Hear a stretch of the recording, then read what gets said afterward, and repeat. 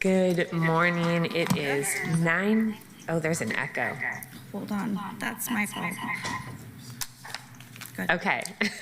Good morning. It is 9:33 on Thursday, December 4th. I am going to call to order a work session of the Portland City Council.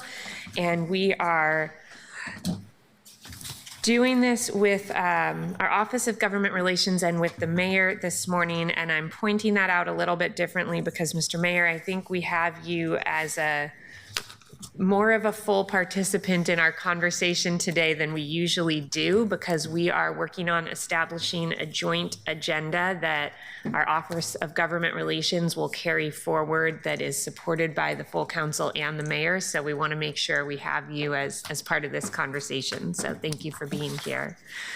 Colleagues, this is an important opportunity for us to come together ahead of the February legislative session and make sure that we have a strong shared foundation for our intergovernmental work. While we will be talking about our federal agenda today as well, we know that those deadlines for that February session is part of what is driving our timing here. In addition to reviewing our draft federal and state agendas, we also will be having an important discussion about our operating best practices that will help us establish a model and process to support collaboration in our intergovernmental work. When we get this right, it will lift all of our agendas. It will strengthen our relationships and help the city and our partners at the state, federal, and regional levels achieve more together.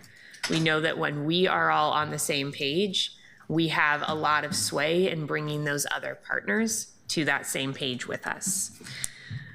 When we reach consensus on issues, strategies, and operating best practices, we can be strategically positioned to maximize our success in advancing our policy goals, and as importantly, in protecting our local authorities so that we can serve Portlanders and use our resources in a way that advances our work.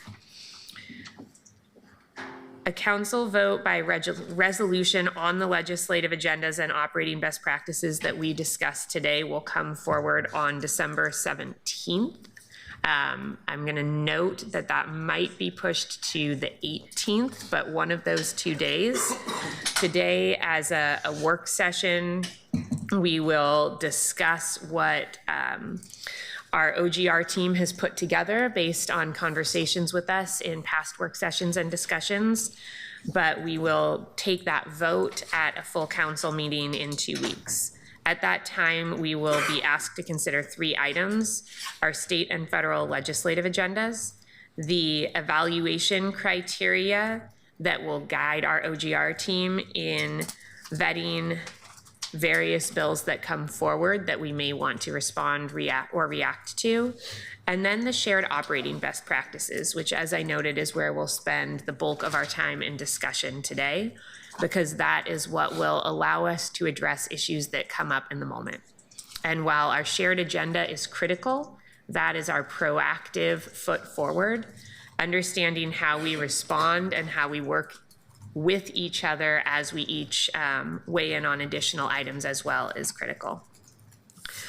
Alongside our work as the council, the mayor, of course, plays an important role in developing, communicating, and advocating for the city agenda, which, as I mentioned, is why we've asked him to join us for the entirety of today's discussion and make sure that we include his perspective and observations and insights here as well. And Mr. Mayor, in just a minute, I'll ask you to say a few words too.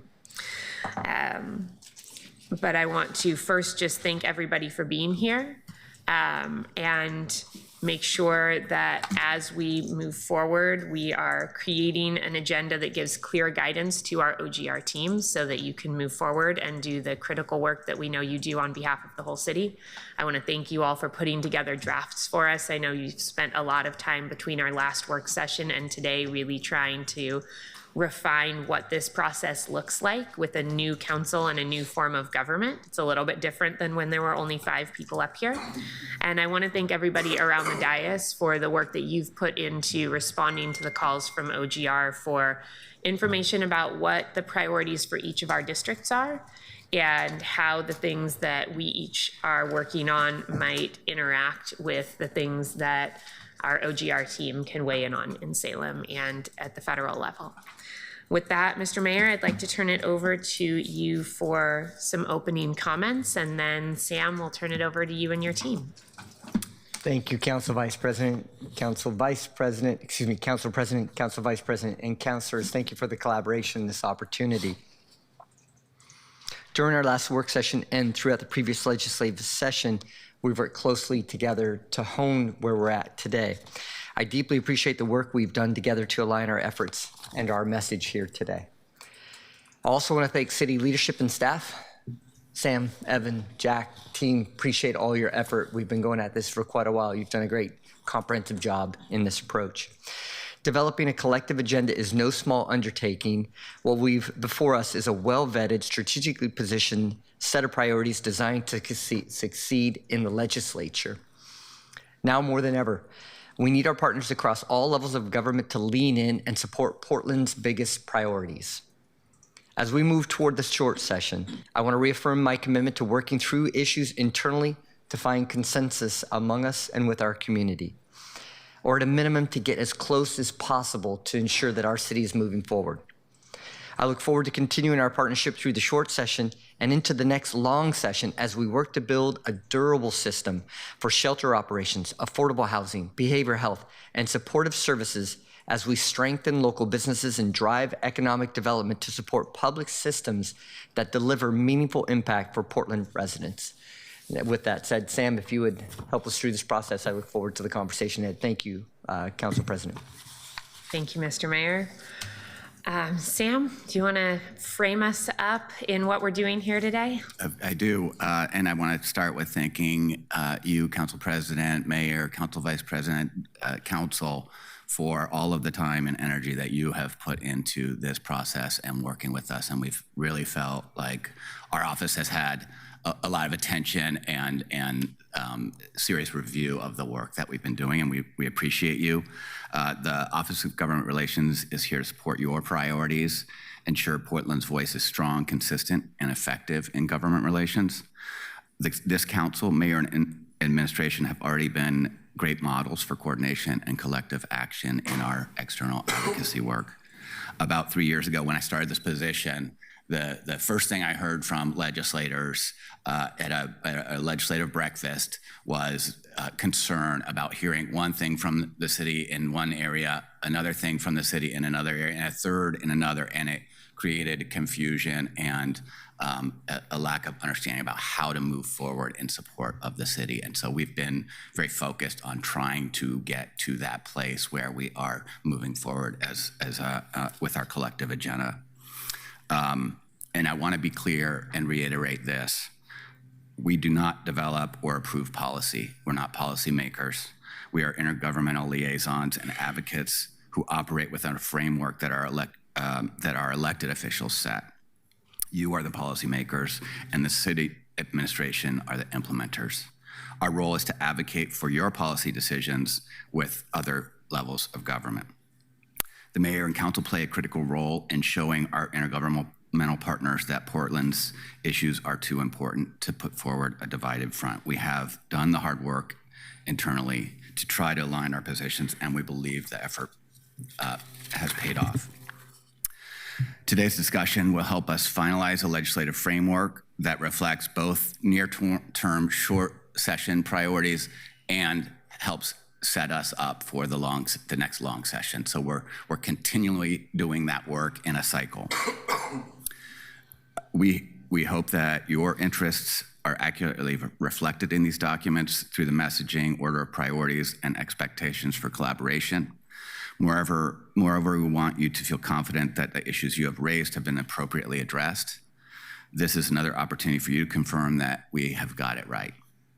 Following today's session, OGR will incorporate any additional council feedback into the final federal and state legislative agendas for formal consideration and a vote on December 17 or 18.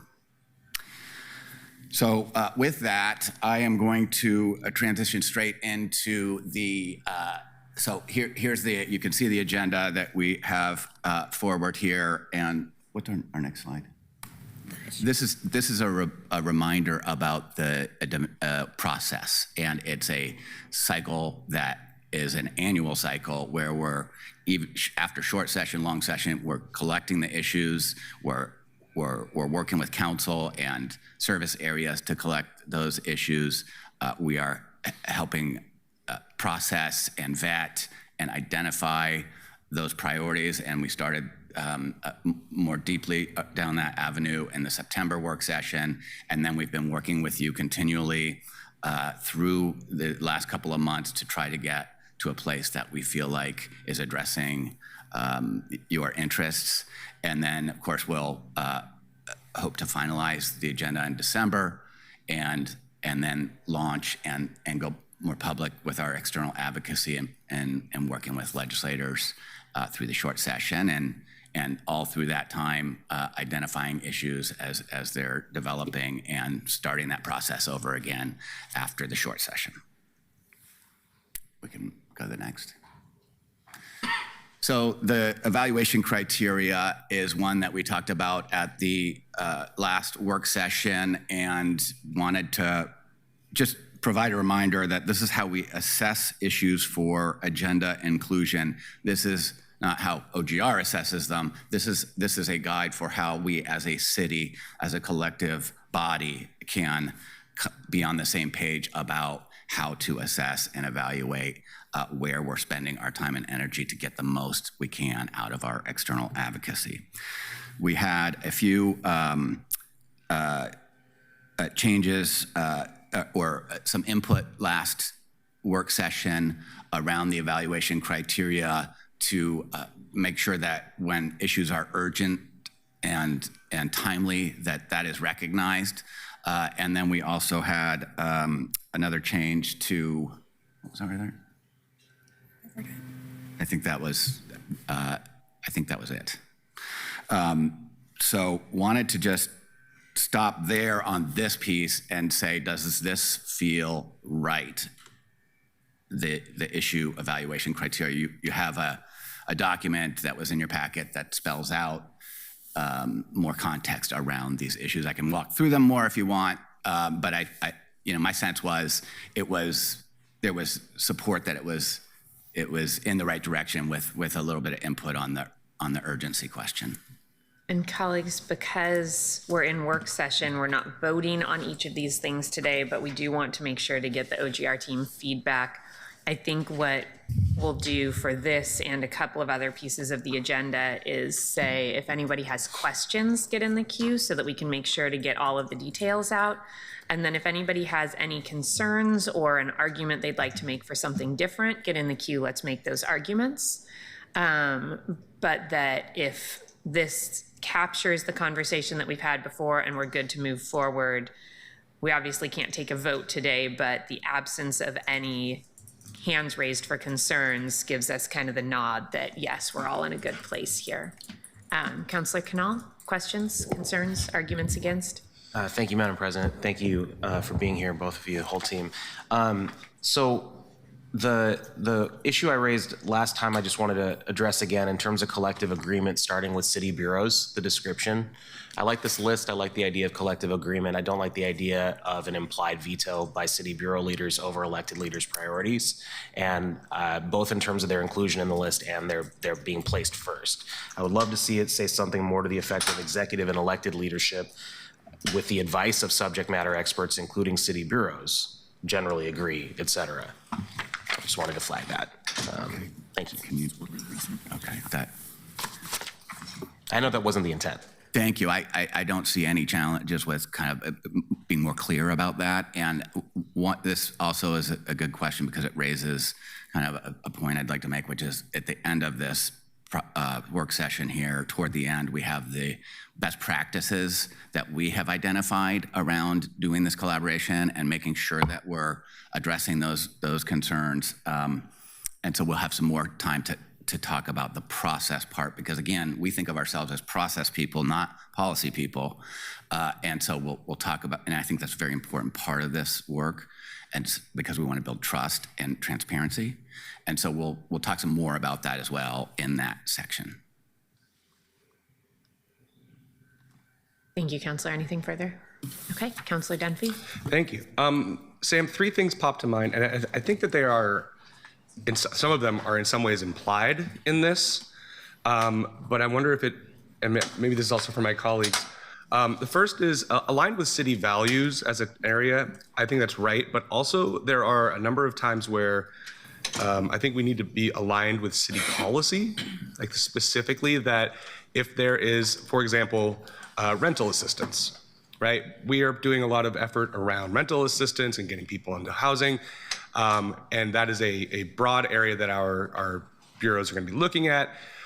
Do we call it out by name to say that this is aligned by policy as well, or that these are the priorities that the city council is working on, and seeing that as a reflection in their partners at the state and federal levels? The second part of it, similar, is data informed, meaning maybe it's maybe this collective body really wants to build a water slide on the on Waterfront Park, but that's not the highest and greatest need. It's not aligned with city values, but also there's not data to demonstrate we need that. And then the third is around the collective agreement. Reading through the presentation, the materials that you guys sent over, there was a line in there about the different roles of who plays what in this process, and it says the mayor sets the legislative agenda, and that the city council informs on it. It's not, I'm not exactly saying exactly, but under the mayor's responsibilities, it says setting the legislative agenda, some equivalent to that. And I assume that that implies also being informed by the administration and the bureaus, but how are we thinking about this if there is a conflict between the mayor's priorities and the city council's priorities? Thank you for those. I'll break this out into three pieces. I'll start with the last one, which is, I think that's absolutely critical, how this understanding about how we're all working together as the city team. And so I would like to flag that in the operations best practices conversation. And then in terms of the city values, and I think adding the, policy, alignment with city policy, that I don't see any, I think that's actually really helpful. So I appreciate that. And I think we can incorporate that unless I'm hearing other, but I think that sounds in line with what we've been hearing from council. And then the other, I think the complete and ready is an area we can be a little more specific about data informed. And so if anybody wants to speak in contrary to that, I would say that I do think you're right. Sounds good. I think maybe it doesn't, I mean, for the purposes of this, we don't need to add extra language onto it just to make sure, but I want to be explicit. I think you're right. Complete and ready does imply that there is some data demonstrated that why we are concerned about XYZ issue, why we are advocating for whatever it is, and not just pulling something completely out of the ether. And I think that you're right, that is in there. And in some ways, I'm satisfied just saying this out loud. So yeah, thank you.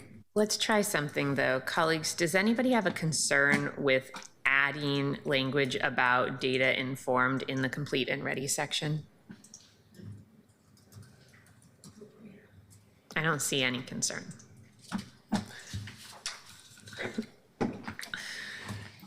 Okay, colleagues, any other questions, concerns, changes that you want to propose for this section before we have Sam move on? Council Vice President? I just have to say, I really thought you were going to say, can we add water slide language? I was like ready for it and was a little let down. I want to be clear. I'm ready to figure out where we can have a water slide going into the Willamette River. I think this fits with the family-friendly, future-focused agenda that I want to make sure that we are pushing. I'm here for it. Councilor Dunphy, I appreciate that you brought it up, but no, I don't think we're at the distinct agenda items part of the conversation. So we'll save that for later.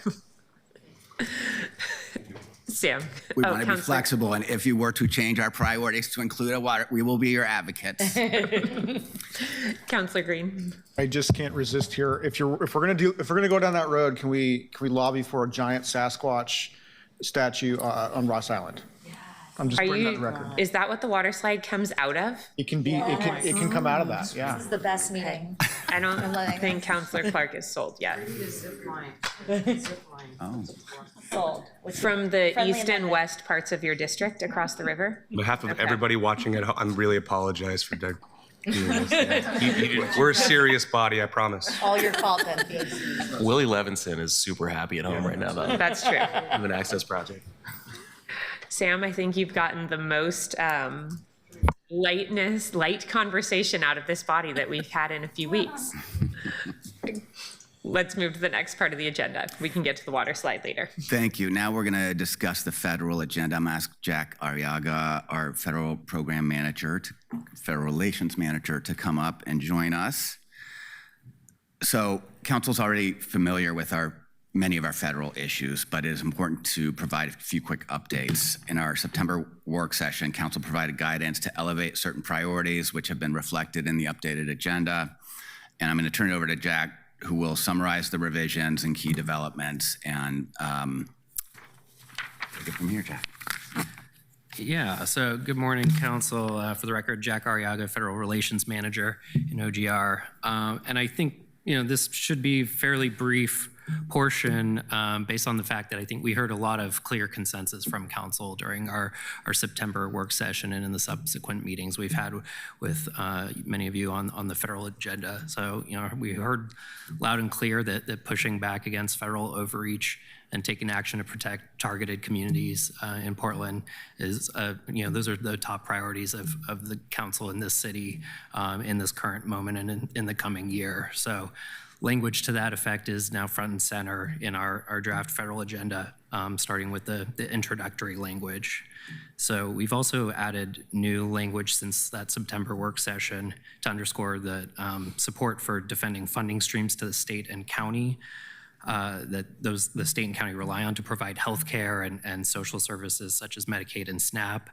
That's been added into our agenda. I think they were implicit before that, we supported those kinds of programs, but it's now explicit that we will show up to back the state and the county that primarily deal with those issues. So Other than that, the agenda priorities remain consistent with what was shared with council earlier this fall, but I will briefly touch on each of our key areas of focus just to recap those, and then we can open up to any discussion or questions. So as I mentioned, the first key priority in the draft agenda is preventing federal overreach and protecting targeted communities. So that includes imposing any federal actions that infringe on the constitutional rights of our community members and defending the city's policies as a sanctuary jurisdiction, including preventing funding streams from being cut off for that reason. So following that, we also elevated and updated in our agenda the priority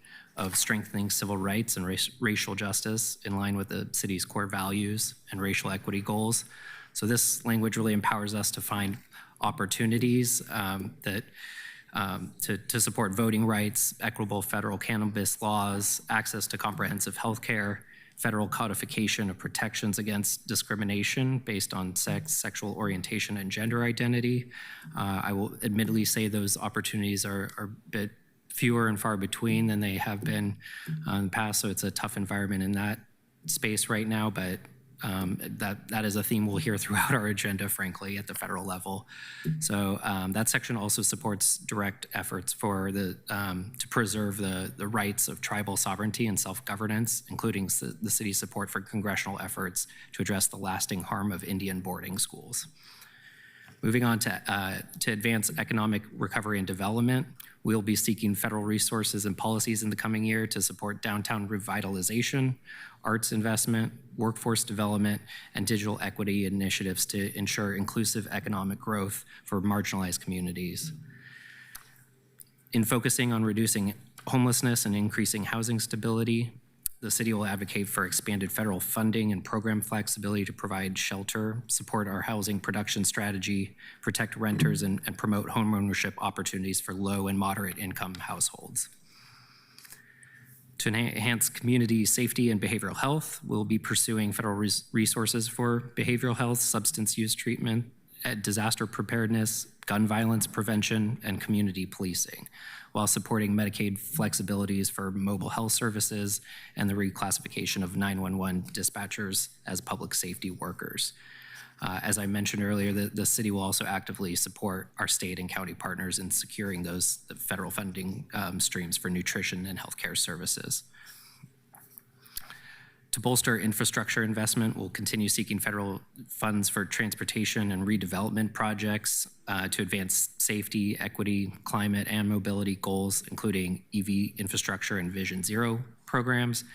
This will include continuing our engagement as Congress considers the next surface transportation authorization bill in the coming year with the Biden administration's Infrastructure Investment and Jobs Act expiring.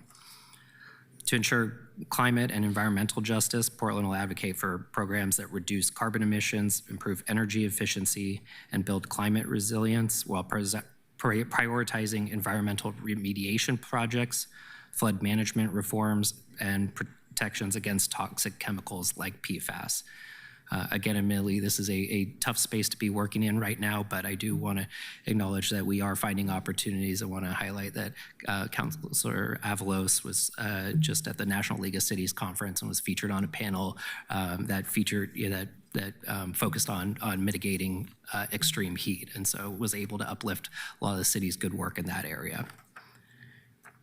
Finally, as we seek to maintain local authority, the city will defend its ability to manage zoning, permitting, and local ordinances while supporting strong federal privacy protections and responsible deployment of emerging technologies.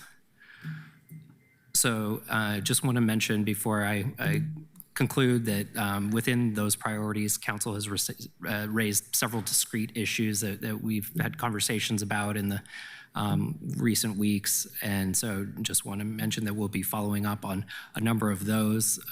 Top of mind, of course, is the federal earmarks process, and so I want to reiterate that we'll be turning our attention to that process in the coming weeks, starting with a briefing that for staff that I think we'll be sending out an invite in the coming days, and that will happen before the holiday break, and that will lead towards a call for proposals from bureaus that will work with council and get council's ideas in January, and so that will all lead up to a process that will lead to submissions to our congressional offices, likely late in February or early March. So it'll be a fairly quick process after the holidays, but something that we're going to be hitting the ground running on and getting started before the holidays.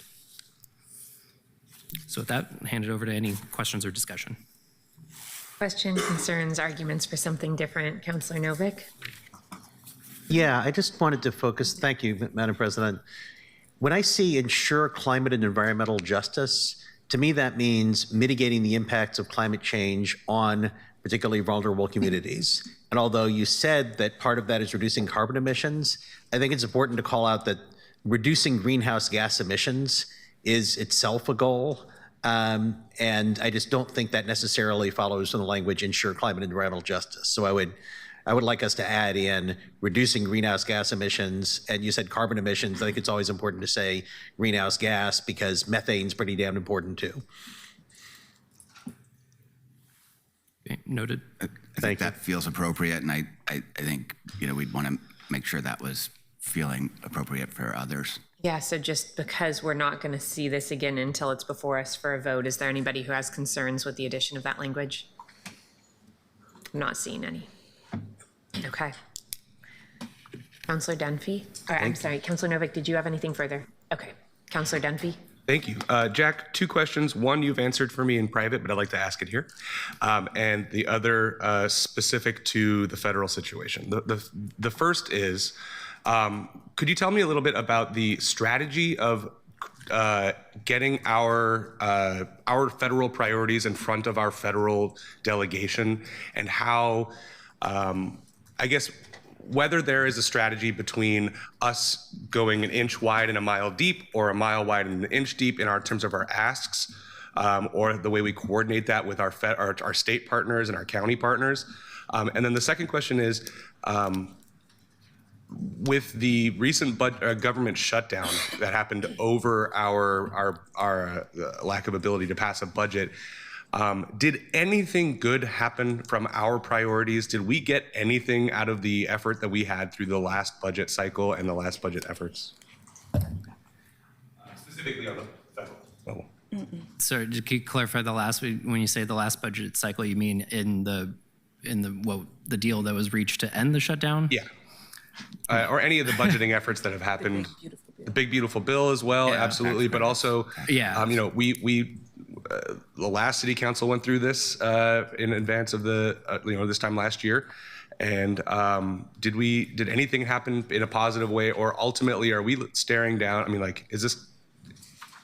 Do we have reason to think we will be more successful this year? I mean, So it's an unfair question to ask. Yeah, I think I will divide my response in sort of two areas. One is general policy level, over which we are a fairly small actor with limited influence at the federal level, but I think we have priorities and needs that align with a lot of our other local government partners, both in Oregon and nationally, and so that those issues tend to elevate up through the U.S. Conference of Mayors and the mayor's engagement there, through the National League of Cities. In those forums is where I think we really get our voice most, more heard beyond just our delegation. On that front, I don't have much good news from the last year. It's been a really challenging year. The one major positive I can point to from HR 1, the reconciliation, Big Beautiful Bill, there was the LIHTC reform, the expansion and increase in the value of low-income housing tax credits.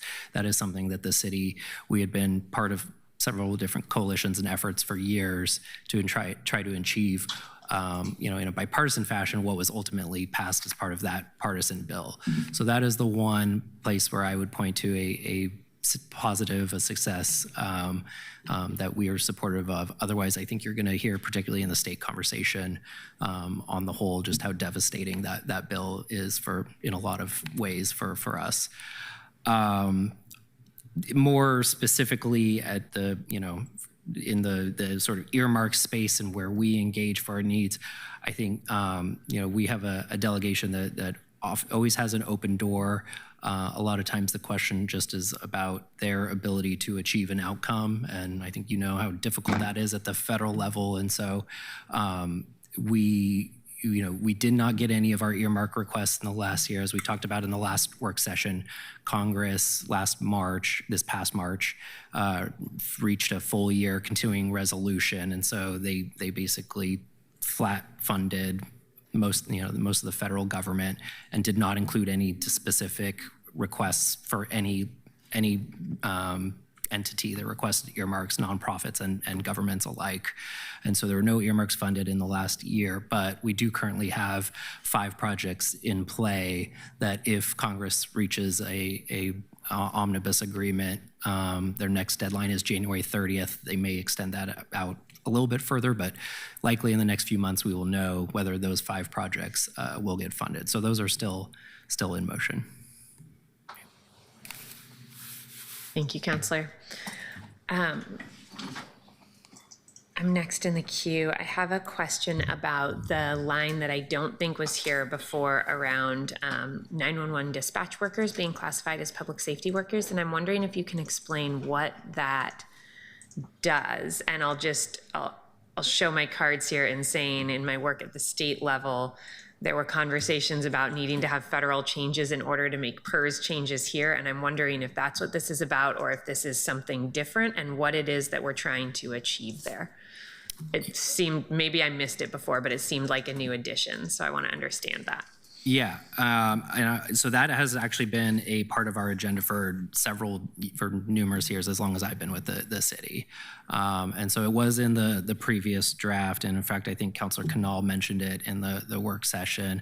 And frankly, he may be able to help me out because it's been a while since I've looked into the details of that bill. But so he may know more than me on that. But basically, you're right that it's a federal designation of what kind of positions qualify as public safety that then does provide them with better, or with more access to benefits like PERS that only, firefighters and police officers and public safety designated workers have incentives to receive. So that's about the extent to which I can speak to it right now. Maybe someone else can go a little bit deeper if you want. I understand it if it's related to the PERS change. We're setting ourselves up for some additional costs down the line, it sounds like. And I know that also sets us up to help with recruitment and ensure that our employees are well compensated. But I just want to make sure that we're eyes wide open about the cost side of it also. I apologize that I didn't see it in the agenda previously. I was focused on other things. And to that end, thank you, because there are a number of additions here based on the last conversation that I really appreciate. Yeah, and if I could just to show my cards, that's, like I said, it's been in our agenda for several years. There's a bill that has passed out of the House but not the Senate, or vice versa, over the last several sessions of Congress.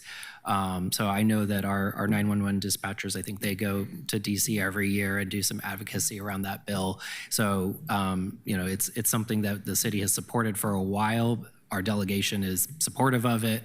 There's not much more engagement that I've been able to do on that in recent years. So that's why it's not, frankly, top of mind for me. That's okay. I appreciate the explanation. Thank you. Councilor Canal? Yes, thank you, Madam President. I wanted to speak to the conversation around, it relates to the strengthen civil rights and racial justice idea, because it's about civil rights, but it's actually language that's at the end of maintain local authority. And so I have maybe a request for clarification, maybe a request for change, and I just wanted to understand it. It's the last sentence. The city will also support policies establishing strong federal privacy and consumer protections for individuals while allowing cities to responsibly deploy technologies that best serve their communities. Then it has a comma including, and it lists out all these particular technologies. And as I read it, the way the sentence is formulated implies to me that it's applying to while allowing cities to responsibly deploy technologies, and therefore implying that we support this. And there are things in here that city policy, this goes back to Councilor Dunphy's earlier point, city policy prevents facial recognition software to be deployed in the city. And this seems to contradict that. So I'd like to see that. I understand the part before the comma including, but the remaining part does not. I also know that it says surveillance policies. So I think maybe the intent here was to say we're going to get involved in these conversations, but the way that the sentence is worded seems to be an endorsement. Can you speak to that a little bit? Yeah, absolutely. And so just first, I think you mentioned that was in the civil rights and racial justice area, but No, I think it should be. I see. Okay. Our strong support of individual privacy, our opposition to facial recognition, all that's under civil rights, not under local control the way we've done it. But maintaining our ability to do that makes sense in local control. Okay, I understand. So yeah, just in case anyone else I misunderstood. So that is in our maintain local authority at the end of the draft, the sentence you're referring to. And I agree. And I think, frankly, that's one of the challenges here is that oftentimes a lot of these issues can cross over into different areas. But I agree with you. That is obviously a civil rights issue that we're talking about. And when it comes to privacy, to your point, I think the reason it's under the maintain local authority section is because our key priority is to avoid federal preemption. And as you may know, right now there's a really hot debate around artificial intelligence and a movement. In fact, there's probably going to be news articles today around the White House has been considering an executive order attempting to preempt states and localities from regulating artificial intelligence. And that's something that they've been reportedly considering, doing, and then trying to get Congress to actually legislate on. And so there's been this burgeoning back and forth over recent months on that artificial intelligence preemption conversation. So this is really intended to point to the fact that what we want is to maintain local authority to regulate, to have our own city ordinances around facial recognition. I think given your comments, we can think through if there's some clarification that could happen to more clearly state that our stance as a city and that what we're trying to achieve is just our ability to manage that ourselves without federal preemption. That makes perfect sense to me, and I think I assessed the intent here accurately then. So I would like to see maybe if you could separate those or by rewording the sentence, or you could separate them by just making this one clear and adding the part about what we support into the civil rights section. It's up to you. I'd just love to see that updated. Okay, appreciate that. I think we can handle clarifying that because I think we understand. Okay. We'll look for some clarification there and just, again, checking with folks, is there any concern with clarifying that in the direction that the conversation is going? Okay, not seeing any. Mr. Mayor? Yeah, thank you, Jack. What I wanted to do is just talk about the strategy, and you'd noted it, Counselor. There's 13 of us, and unfortunately, every city and state in the union is being affected by the federal administration and their changes in philosophy, in process, in funding, and it's no different with the city. And I just want to kind of talk about one tactical thing that I'm doing, and I'm hopeful we can partner with, collaborate, the 13 of us. So we have two major projects, the 82nd Avenue redesign, and we have the streetcar, which are both projects that we want to begin to build on. They're really germane to our future, our transportation network. Transportation systems aren't really in favor. The environmental stewardship at this administration aren't really in favor. So I'll be at the U.S. Conference of Mayors in January, and I've asked to meet with the administrator for the FTA to really start talking to them to explain the local benefits that these projects are going to bring to us. And so what I would like to do is just with this legislative agenda that Jack and Sam and the team put together, I think it really should be a tactical, shared focus when we travel. National League of Cities was great. Anytime we have a chance to meet with the administration on a relational basis to advocate for these projects, because that really is what allows us to get these across the finish line when the funding and the continuing resolutions do move forward. I just want to let you know, I really think it's time for us to really lobby on behalf of the city, because the funding really is at peril and really is important for us to try and keep that funding going The stack on the 82nd Avenue is 97% firm. It's just hasn't dropped in the funding bucket yet. And it's a concern that I have. And so if we can work together as we fly, we meet, let's really collaborate on this to make sure that Jack is successful in the federal side of it. So thank you, Council President. Thank you, Mr. Mayor. I agree wholeheartedly. Councilor Novick? Yes, and the fact that I didn't bring these up earlier indicates obviously that I was unprepared. But two things. One, to me, one of the most threatening things the federal government has done in the past year is reduce the staffing for the Bonneville Power Administration. And I think they've restored some of that. But I suspect we're still in a tenuous position. And I'm not sure if this belongs in community safety or economic development, but I'd like to see some language about ensuring that the Bonneville Power Administration has the personnel and the resources to ensure stability of the electric grid now and in the future. Because also we're concerned about, they're making investments in transmission, et cetera, et cetera. So I just like to see that somewhere. And does any of my colleagues have an objection to that, adding that somewhere? Councilor Green, did you have an objection to that?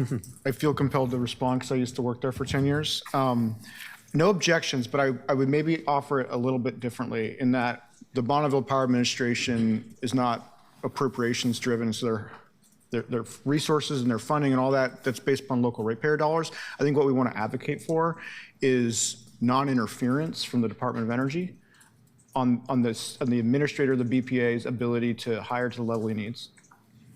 Does that work for you?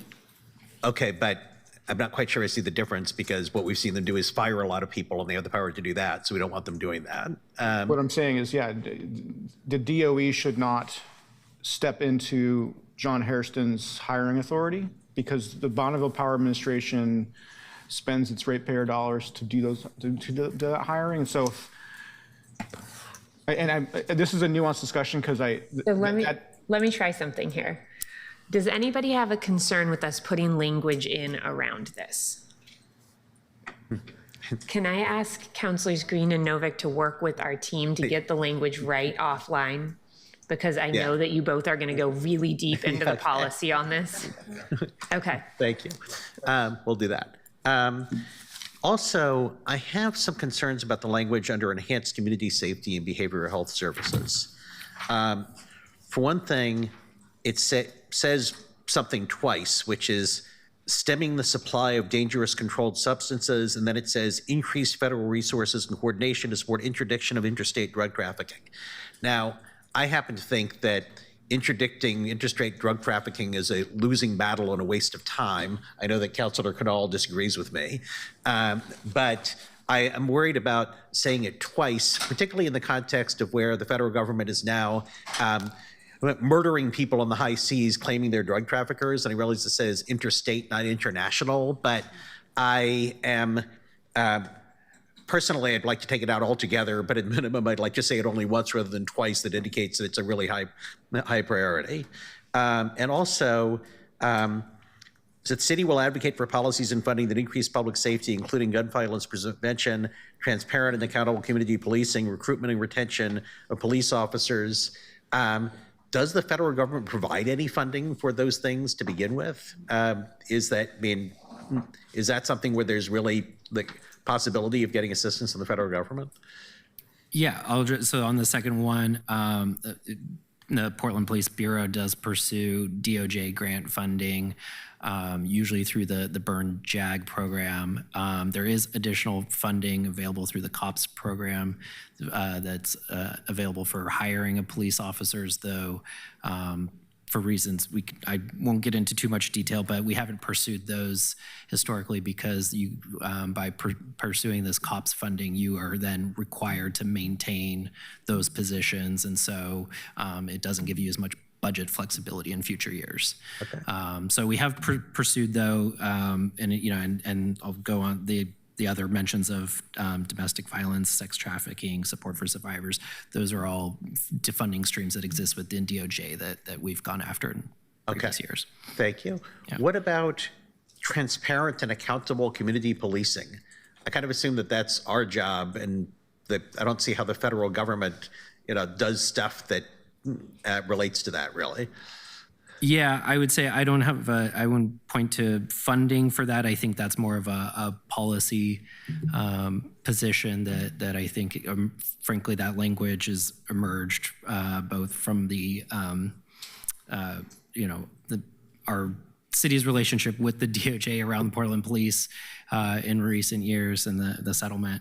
And then, sort of, I think in the era after the George Floyd murder and raising of legislative proposals in Congress around qualified immunity and other policing transparency and accountability measures, that's where that language is couched in supporting those kinds of efforts.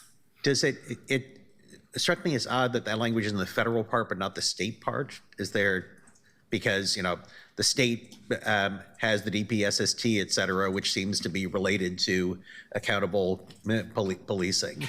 So this just struck me as an odd thing to have in the federal part, period. But if there's an explanation for that, I'm wondering why it's not in the state part too. Do you mean? You can, feel free. Actually, Councilor Novick, you just addressed something that we recognized in the last couple of days was missing from the state agenda, and we're hoping to discuss it with you today to make sure that it gets covered under the community safety bullets in our agenda. It's been on our agenda in the past, and DPSST has just proposed some massive cuts to the programs the basic police training program, which is, we helped bolster that over the last few years and get the backlog addressed. So you called it out, and I hope you all will tell us that we should put it back in our agenda. Thank you. Finally, I just wanted to say how much I appreciated the paragraph about pre-disaster mitigation programs, et cetera. I know that this administration is gutting those, and the prospects are dim, but it's really damn important. So we're really glad that you're still highlighting this priority. Yeah. Thank you. And I just wanted to add, I don't think we really responded to your points about interdiction of drug trafficking, and I think that's, I'm open to input from council. I do think, repeating it there is probably a artifact of previous agenda language getting moved around. So it may be redundant there, but I think just including it in general, it's an open conversation. I will say that is, as we saw the influx of particularly the fentanyl, in the last 5 or so years, we were looking for a way to engage at the federal level on that issue, and that is where the federal jurisdiction existed for us to try to address that. I will say that's one of also the reasons, though, that community safety and behavioral health are put together there, because our main federal focus is really on treatment and support on the behavioral health side. This might seem sort of obvious, but if we're going to talk about supporting interdiction of drug trafficking, I kind of would like to add some language saying, not including the murder of suspected drug traffickers in the high seas. So colleagues, I think we have 3 options here. There's been an argument from Councilor Novick to perhaps take at least one reference to drug trafficking out. We could leave the agenda as it is, or we could add language in that is perhaps not quite as specific as what Councilor Novick just said, but something to the effect of federal resources and coordination to support interdiction of interstate drug trafficking while maintaining our values around our international relationships or something like that. Do folks have strong opinions about maintaining status quo, taking the language out, or adding in language in reference to the current federal actions internationally? Yeah, Madam Chair, if you just added coordination to support legal interdiction of interstate drug trafficking to stem the tide, and just take the first reference and add it on to the end. How do folks feel about Councilor Clark's proposal there? Councilor Canal, is your hand up on this? Yeah. Yeah, I think my understanding from reading this is that the intention was to have the first reference be that it's broadly good for us to stem supply and that one particular thing we want the federal government to directly do is the interdiction of interstate drug traffic. Is that accurate? And then I can answer the question. Yeah, I think so. Yeah. Okay, so that's why I think it could make sense to keep two. I don't have a problem with Councilor Novik's original suggestion of finding a way to consolidate into one, or Councilor Clark's suggestion of it. I do think it's worth noting that supporting interdiction, I just want to say it out loud, is not supporting either the fairly obviously apparent murder and violation of international law that's occurring right now by the federal administration. But and so I do think legal helps in that way a lot, although I don't know what they think is legal or not. The other thing that I just wanted to say was I agree. I appreciate the transparent and accountable policing piece. I think there are definitional differences at the federal and state level on what community policing means. And the references and justification that you gave, Jack, were all very appropriate for transparent and accountable policing. But I think that there are some, kind of like you mentioned with the COPS program, there are some different definitions used at the federal level and the state level on it. And so I would like to see a clearer piece of language. There's some terms in here that are defined in a purely, not by you, but generally in a purely vibes-based way. Livability, we're going to get to that in a little bit. And so I would like to see all those vague terms removed, so that, especially the ones that are used to define other vague terms, which we'll get to in a minute. But yeah, on the subject of the drug item, I think it could be consolidated that way in either the upper or lower sentences. Does anybody have concerns with Councilor Clark's proposal that we add legal, and Councilor Novik, does that address your concerns? That addresses the second of my concern. I still would like to, the consolidation. Okay. I'm not seeing any new hands in the queue or anybody shaking their head no, so perhaps we can move in the direction of consolidation and adding the word legal. Okay, Councilor Smith? Thank you, Madam President. Thank you all for putting this together. Thanks, Jack. I wanted to go back to the key priorities around infrastructure investment, and I do understand that we can't get new additional appropriations if we do a CR. I understand that. But I want to go back an administration ago when President Biden passed all the infrastructure dollars, and I know that we were a benefit from some sidewalk money that has to go through the state and then come to us. I think it was like $10 million. We have since applied for it this past year. Again, we don't expect that we're going to get it 2 years in a row, but could you, so that I'm clear, and this may be in partnership with the grants department, what money did we get, and it not necessarily from appropriations, but what monies did we get based on the infrastructure bill, that bipartisan bill that the city of Portland got that's in the queue? Like what the mayor was talking about, we have some projects that are in play, but I want to know where is the bottleneck with the money that we did get from the infrastructure bill through grants and appropriations when before Speaker of the House, Pelosi, she did this big bill at the end of her session before the new, he's not the Speaker of the House anymore. It's from New York. But at any rate, Jeffries, yes. So we have money, and some of those dollars have been held up, and I'm just trying to figure out which and how much has been held up in terms of infrastructure dollars that we got from that bill and from grants. And like I said, it may be a combination of partnerships that we may have to get with government relations and the grants department to find out how much money we got, because I want to know where our money is right now that we got from that particular bill. And some of those dollars have actually stopped, like the mayor is saying, and we may not be able to continue because this administration has decided not to take those awards seriously for whatever reason. So I'm just trying to get an understanding of how some of our restricted funds are going to be held up going forward in this next fiscal year. Yeah, I think so. I was trying to find, I do have I think I'll need to follow up with you. Okay, can you do that? Specific list of amounts, yeah, but I will say, I know, PBOT particularly had a fair amount of, I would say a great deal of success. Yeah. In the last few years. Unfortunately, we have seen basically a rolling back for a few different And they reasons. clawed back some of that, and I'm trying to figure out what was clawed back, what wasn't, So what's still in the play. biggest grant was our $38 million for Lower Albina. That was the Broadway Main Street project. So that was a neighborhood access and equity grant that PBOT had won in conjunction with the $450 million that ODOT had gotten for the caps on I-5. Right, So that was the right. biggest example. That was clawed back by HR 1. That was rescinded. By Congress. Separately, we also had an issue around the Burgard Bridge and the administration letting that grant Which bridge? expire. Burgard Bridge up, I think it goes over Columbia Boulevard.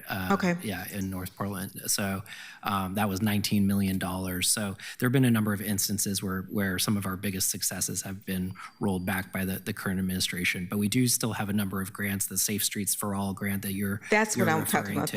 Thank you for saying that, the Safe Streets. So that's still coming to the city. We also have a Federal Rail Administration grant to study the crossings in the Central East Side.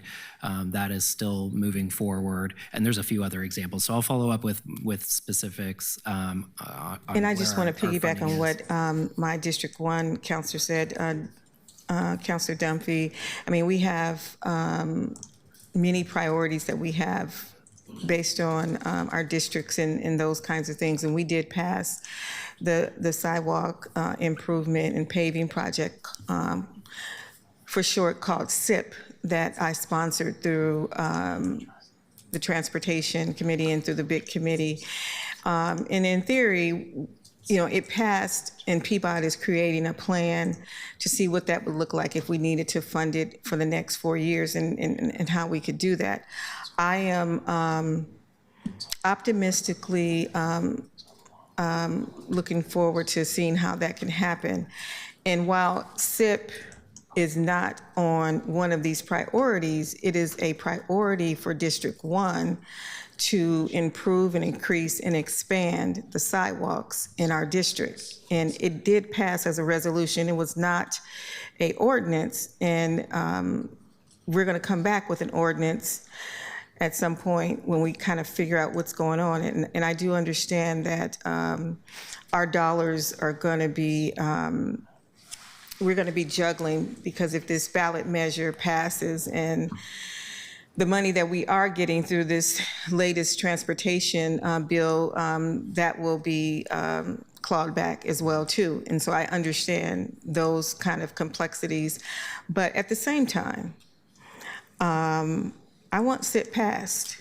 I want District 1 and District 4 to have some sidewalks that they were promised many years ago when they were brought into the city of Portland and never got them. And I want our families and our kids to have safe routes to school in some of those areas. We have a horrendous problem with traffic accidents and high crash corridors.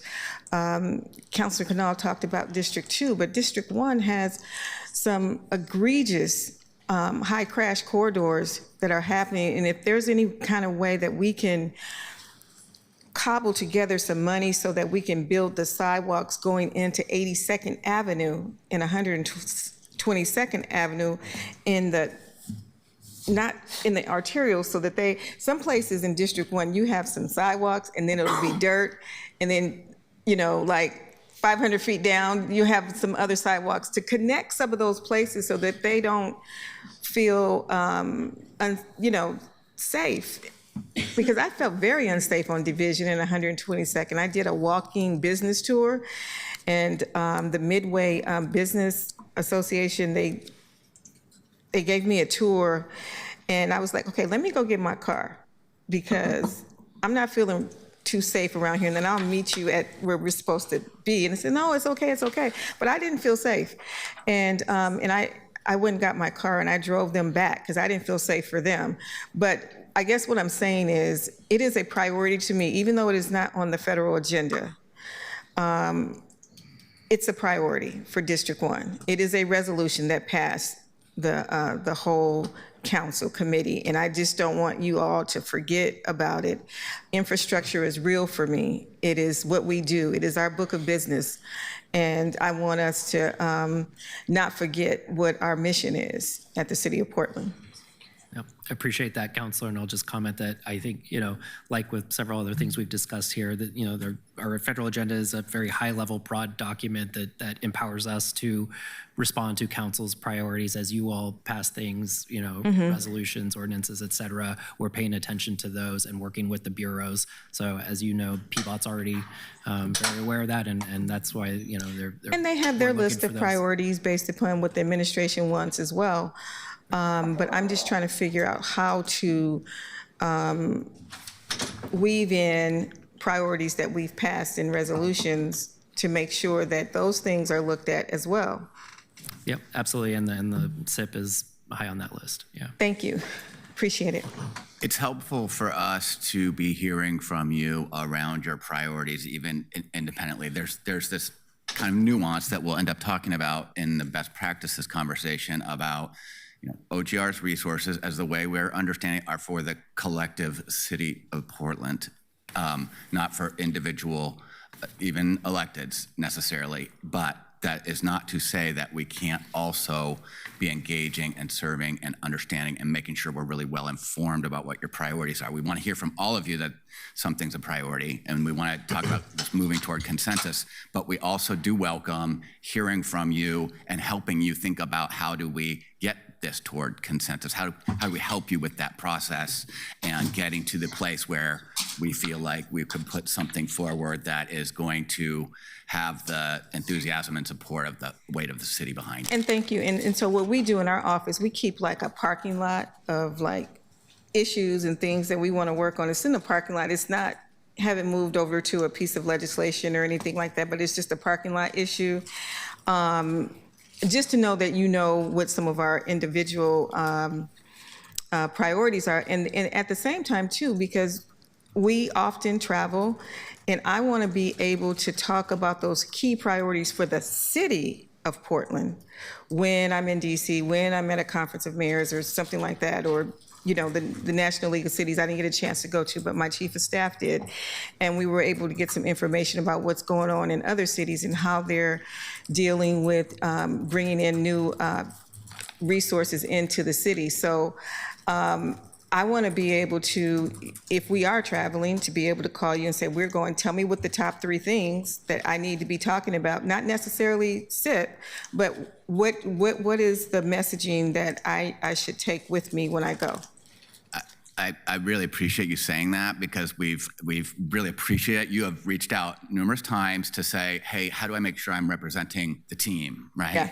And that has been really valuable, and it hasn't been just you. We have had that with a number of council members, and again, we'll talk about some of this, but it is hugely appreciated anytime you're reaching out and just getting information from us. That's really our goal, is to just have people be as well informed as they can and help empower them in the work. Thank you, Councilor. Councilor Ryan? Thank you, Madam President, and it's great to be here. Sorry I'm a little bit late. There was conflicting schedules. It's good to see you, Sam, Jack. This is your time, and Evan, of course, and your entire team. You guys are really a tight team, and I just want to let you know that we appreciate you. And I like all of these priorities, of course, especially the first 2 are deep in my heart. Reading the room of Washington, which is fun to do, Jack, right? With this administration and the upcoming midterms, I think that infrastructure investments will continue to be one of the few bipartisan angles that we can try to leverage pork from, and we might need to play some games on how we say that. But I just wanted to make a case for the fact that I don't know if these priorities are in any order of preference, but I would hope that we see that I think, have the biggest opportunity to get some purse with infrastructure. And we obviously have the biggest need in terms of our deferred maintenance around infrastructure. And when I thank goodness Councilor Canal was looking at the bridge out in North Portland, and although this administration baffles me on so many levels, one is how silly they are about trade and about commerce internationally. It's hard to believe that this guy's a Republican. And so it's like you want that flow coming in, and we've really benefited as a country being open with trade. And we have a port that now that they finished the airport, they're starting to focus on the container ships. And we are River City, and we have a working waterfront, and we have a lot of living wage jobs connected to this. And so having that infrastructure in North Portland that allows our freight and our cargo to get safely to those ports is a big deal. So I hope that we can continue to make the case for that commerce. It's necessary for commerce in North Portland for the infrastructure to have those bridges and those roads done. And I just wanted to lift it because I do think when you read the room of time and place, that could be one of the areas where we could have some success, irregardless of the rage politics that's going on. I would say that is very high on our awareness list. I would say also we addressed some of the ordering of the priorities based on the work session in September and council's input. It is not a priority list of order. We did address it to make sure that we were putting up front some of the things council wanted to see as you know, they are tremendous importance, but want to be clear that the things that are on the priority list are not ordered in terms of A, B, C, D. We just know that that's so important for the entire state, and we don't want to lose all of our import-export business to up north to Tacoma and Seattle.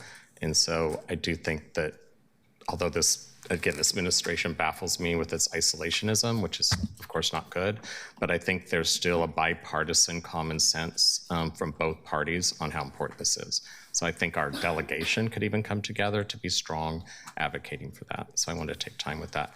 I came in late on the conversation about the language.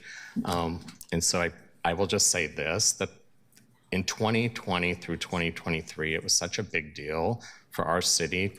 We were hammered so much from international drug trade.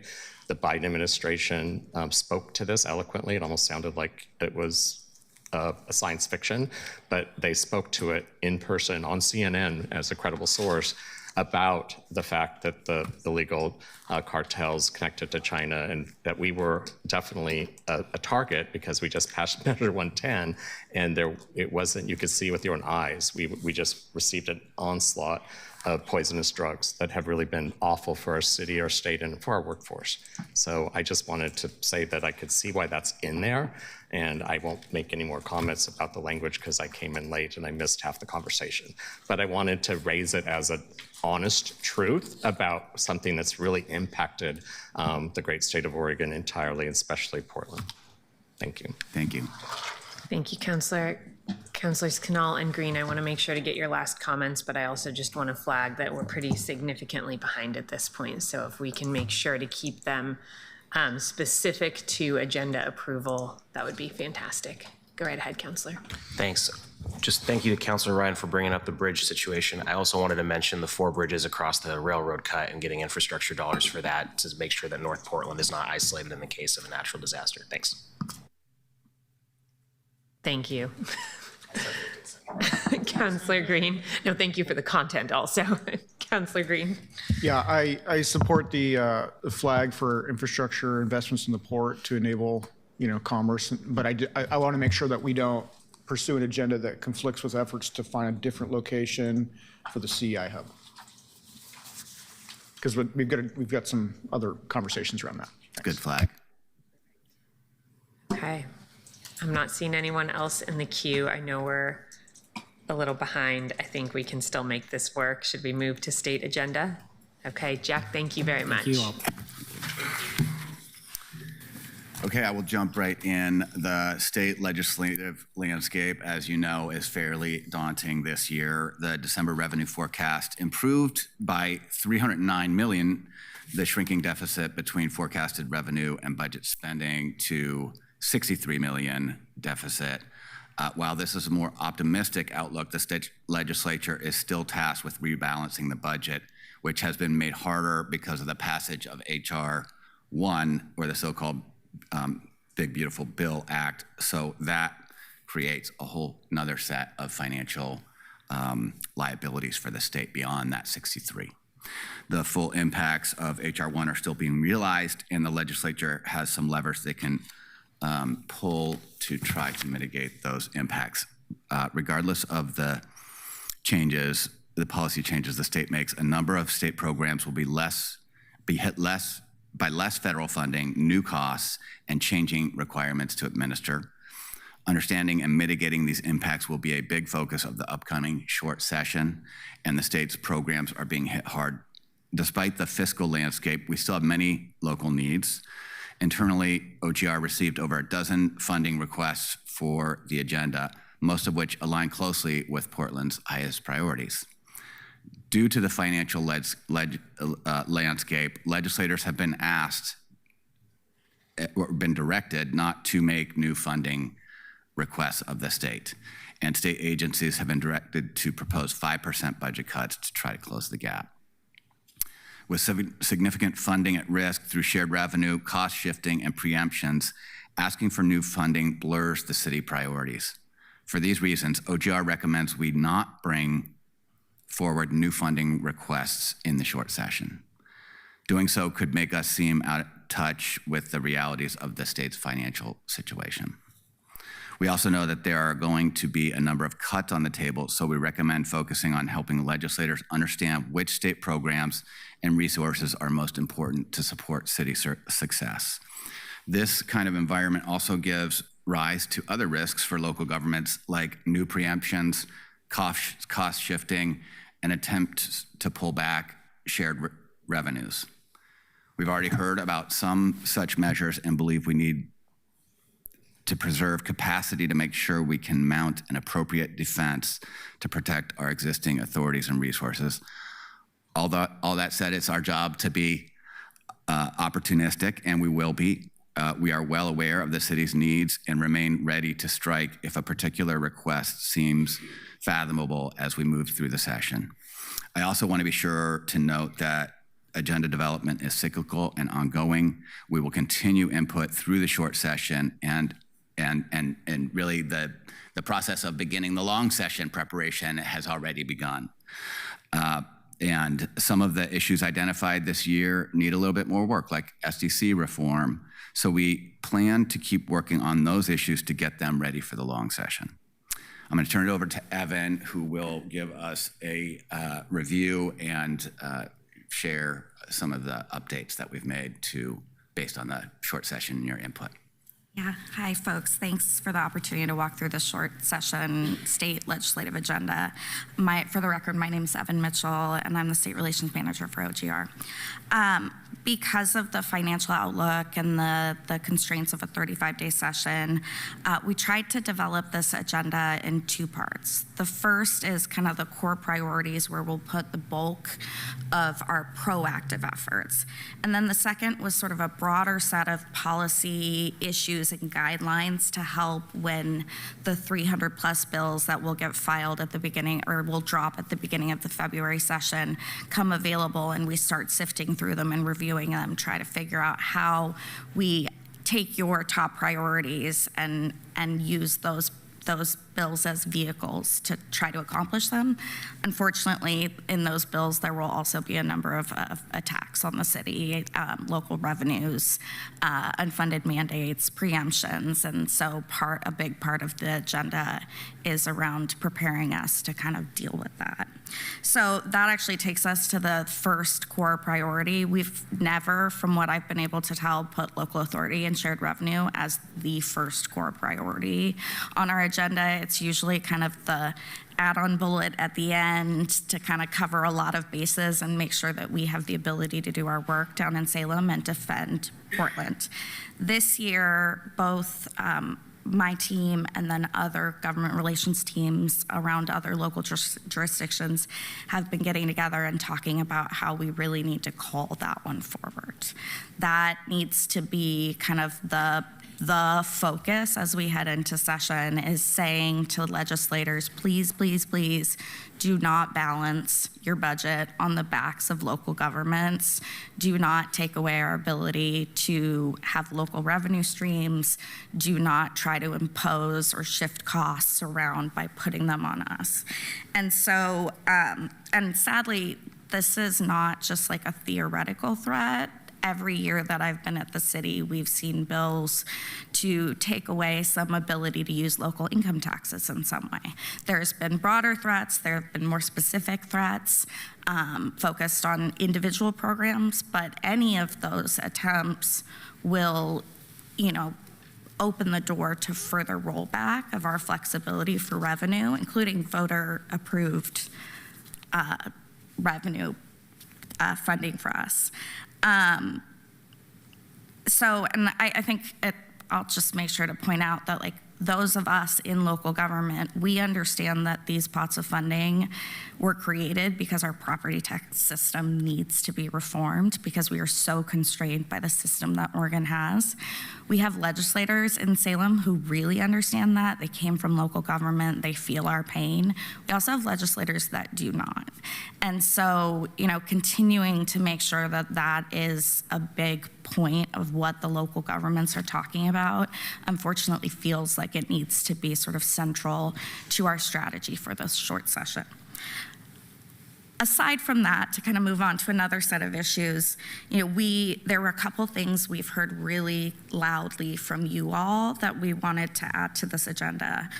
One, which Jack talked about earlier, was federal overreach and kind of the threat of federal overreach. And there's a group of legislators that are working on a package of bills to try to address a number of different issues. They're looking at civil liberties, privacy, due process, sanctuary policies, cuts to Planned Parenthood. There's a broad-reaching set of issues.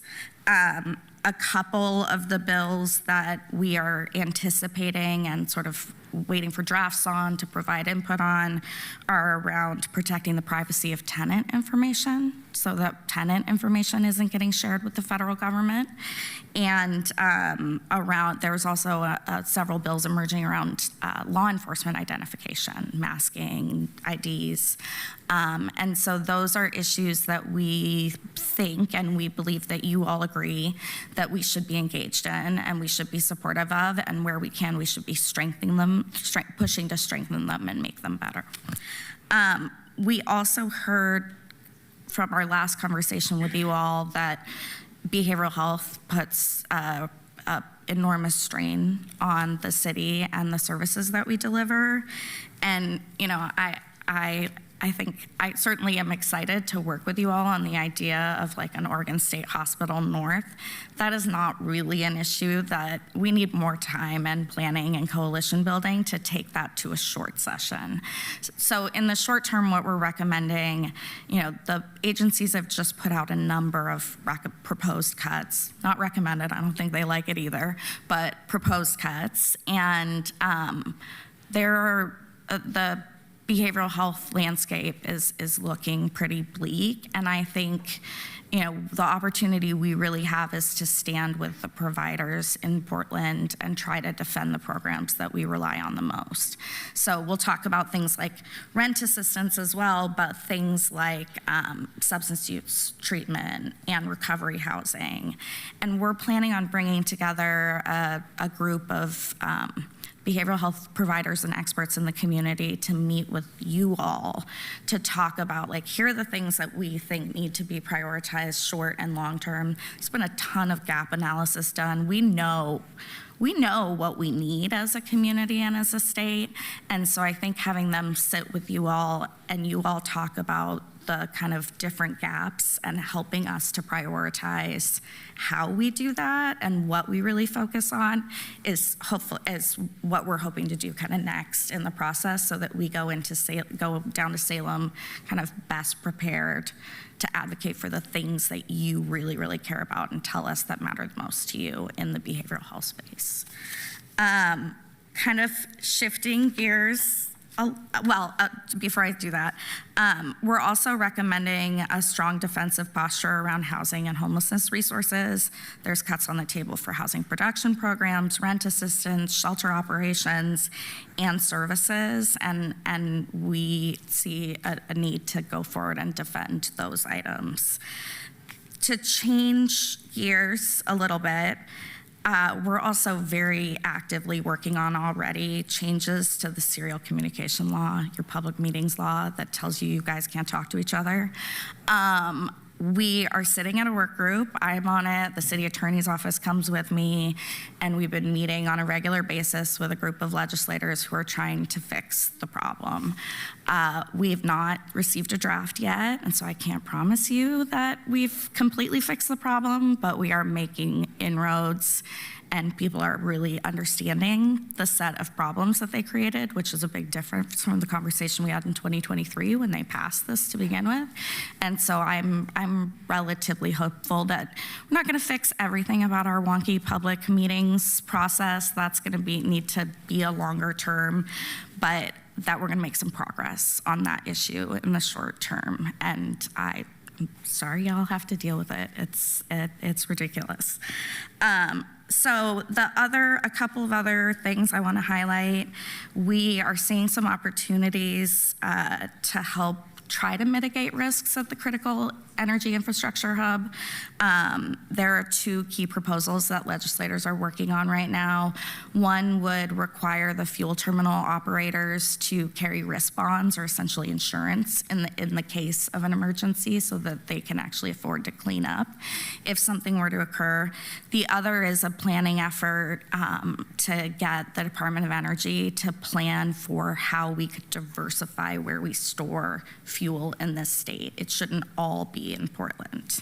And so we think that is very much aligned with what we've heard from you all around the CEI hub, and we should go forth and be really supportive of those efforts, have you all come down and talk about the needs of Portlanders and frankly everyone upstream, and also the fuel shortage issues that could happen.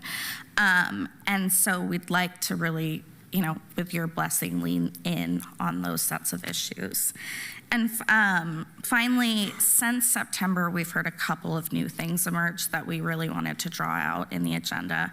One was kind of this many different issues in the space of economic development. And so we heard really loud and clear in September that, attracting and retaining quality jobs, building Oregon's workforce, those are core priorities for you all. Unfortunately, that's also going to be a space where we're seeing a lot of proposed cuts, especially in workforce development programs. They are left and right on the table for some level of cuts. And so that's going to need a strong coalition and a broad coalition saying, why would you do this? Please don't do this. Find somewhere else.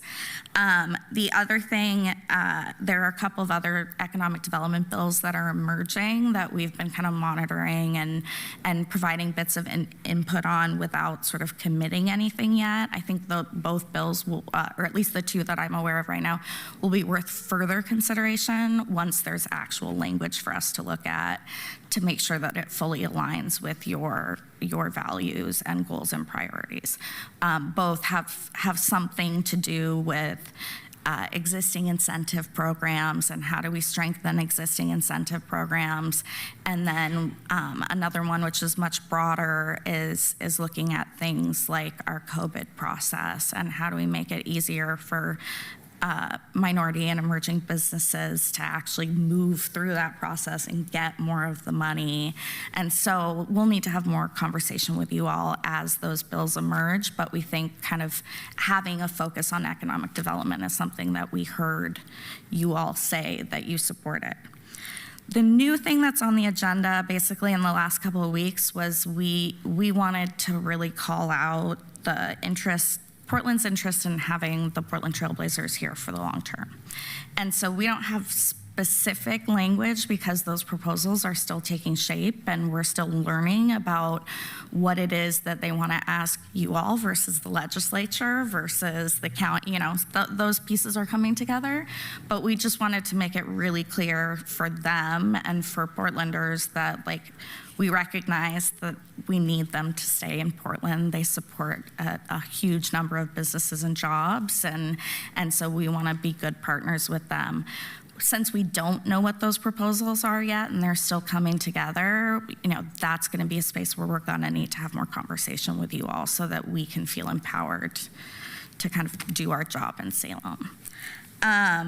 Finally, the other kind of emerging issue is around HR1, the big, beautiful bill. The state is trying to understand how they can mitigate the impacts of that bill, and they have some levers.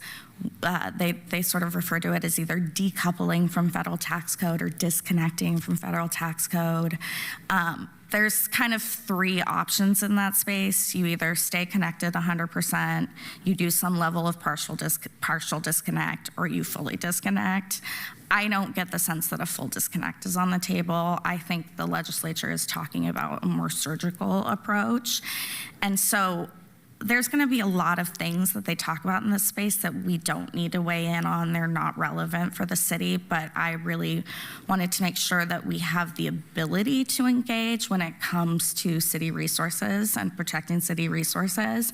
And then also if there are, kind of protecting or strengthening tools that help with investments in housing, infrastructure, kind of our core book of business, as you all were discussing earlier. Those are the items on the kind of first section, core priorities. The second section is broader, and it tries to kind of outline the general policy positions that we think you all really care about to help us sort through the bills that come at us in February. So in this section, you're going to see things like protecting affordable housing, keeping roads and highways safe and clean, preventing gun violence, sex trafficking, and traffic deaths, supporting the integration and expansion of PSR and chat, safeguarding civil rights and privacy, including we've called out the need to prioritize privacy in relation to surveillance and other emerging technologies. And then we also think that we need to prepare for the next transportation funding conversation that is going to come up in 2027. There's also some stuff in there that we have heard about. We anticipate there could be some bills on ride hail regulation, autonomous vehicles, micro-mobility, and the goal there is to try to defend the city of Portland's authorities, protect Portlanders, and make sure that they're safe. I think that may be another space where we'll need to have more conversation with you if legislation emerges. We also anticipate, unfortunately, that we're going to need to defend some of our land use tools, like inclusionary zoning, and so that's on that list. That second section also reflects some of what we heard from council about championing property tax reform and diversifying public procurement. And so we tried to capture a lot of what we heard from you all so that we have your direction to help us in navigating all the bills that drop. And sort of like Sam said earlier, I just wanted to note that not every issue that surfaced this summer made it on the short session agenda, but it doesn't mean that we're not engaging on them. There's a number of issues like SDC reform, like conversations about social housing and rent control that we need more time on and need to do more work with you all. And we want to keep doing that work in the build up to 2027 when we will have a much better chance of accomplishing those things. So I think with that, I will stop and see what questions and discussion you all have. So again, we are going to try to make up a little bit of time here. And if folks have concerns, if folks have changes that they want to see, let's make sure to get those on the table. There's a lot that, to Evan's point, is not here that we all care about, because we can't have everything on the main priority list in a short session. And I think you have that longer list still that's not part of the official agenda that captures a lot of those issues so that you know where to weigh in on things as they come up as well. Councillor Clark. Thank you, Madam Chair. Thank you, Evan. Great job. Great overview. I just want to make a couple of comments. I totally echo making a preemption a priority or stopping preemption of whether it's inclusionary zoning or revenue issues. That's hugely important, and I worked on that with Governor Kitzhaber and got an agreement to not commit. And I'm wondering if we've thought about getting a pledge from our delegation in writing on not to preempt, and if the LOC has brought that up with the governor, the LOC and the AOC. You don't have to answer that, I'm gonna just put that out there. The one question I wanted to ask you, and I think you've really addressed it actually, was about what's the greatest risk? Where are we at the greatest risk? And you've outlined a few of those, but what I didn't hear, or maybe you mentioned it earlier, was BPSST. Maybe it's called DPSST now. But I think we put a lot of effort into making sure that that pipeline of police officers would be trained. And I'm really concerned about that because recruitment and getting more officers here has been a high priority. So I just want to flag that. I didn't see that in writing anywhere here, but I would suggest that that be added. So that's in the category of where are the greatest risks. And you mentioned mental health. I think that mental health for us is part of our recovery strategy. I know pun intended really, but it is a recovery strategy for Portland. And I hope that we can do some defense there, maybe join with the county and others on that. I had a question, when you mentioned economic development, the governor just had an announcement about some of her initiatives. I don't know if she's intending to have legislation or budget issues around that, but if we're supportive of those things that she's recommending, we really haven't had that kind of a conversation here. And then lastly, I would just say that even though we may not be able to get legislation through, we can do defense, but we can do a lot of education in the short session, I think. And the CEI hub is definitely, if we can't get those bills passed, it's definitely an opportunity to educate the state on what the impacts of that are. Same for the Trailblazers. I mean, this is an opportunity for us to educate the legislature on the impact of everything that they do and the things that we need, because we are a driver of the statewide economy, and they can't forget that. So, but thank you, and I do want to add BPSST in here. Yeah, and as long as everyone is okay with that, we totally agree. Honestly, it was an oversight and moving things over from past agendas, and would like to do that. Well, an oversight and things arise that we may not have predicted in greater scale. And so that will continue probably to happen, and we'll be continuing to consult and engage with you. And we think a lot of these agenda items give us some room to say, hey, we know this is something council wants us to come back on. We know there's some issues once it gets, defined as to what is being proposed. We try to understand kind of the sense of the council around this is an issue they want to hear about. But now that you've raised that, I think that would be a really helpful one to document and have in place.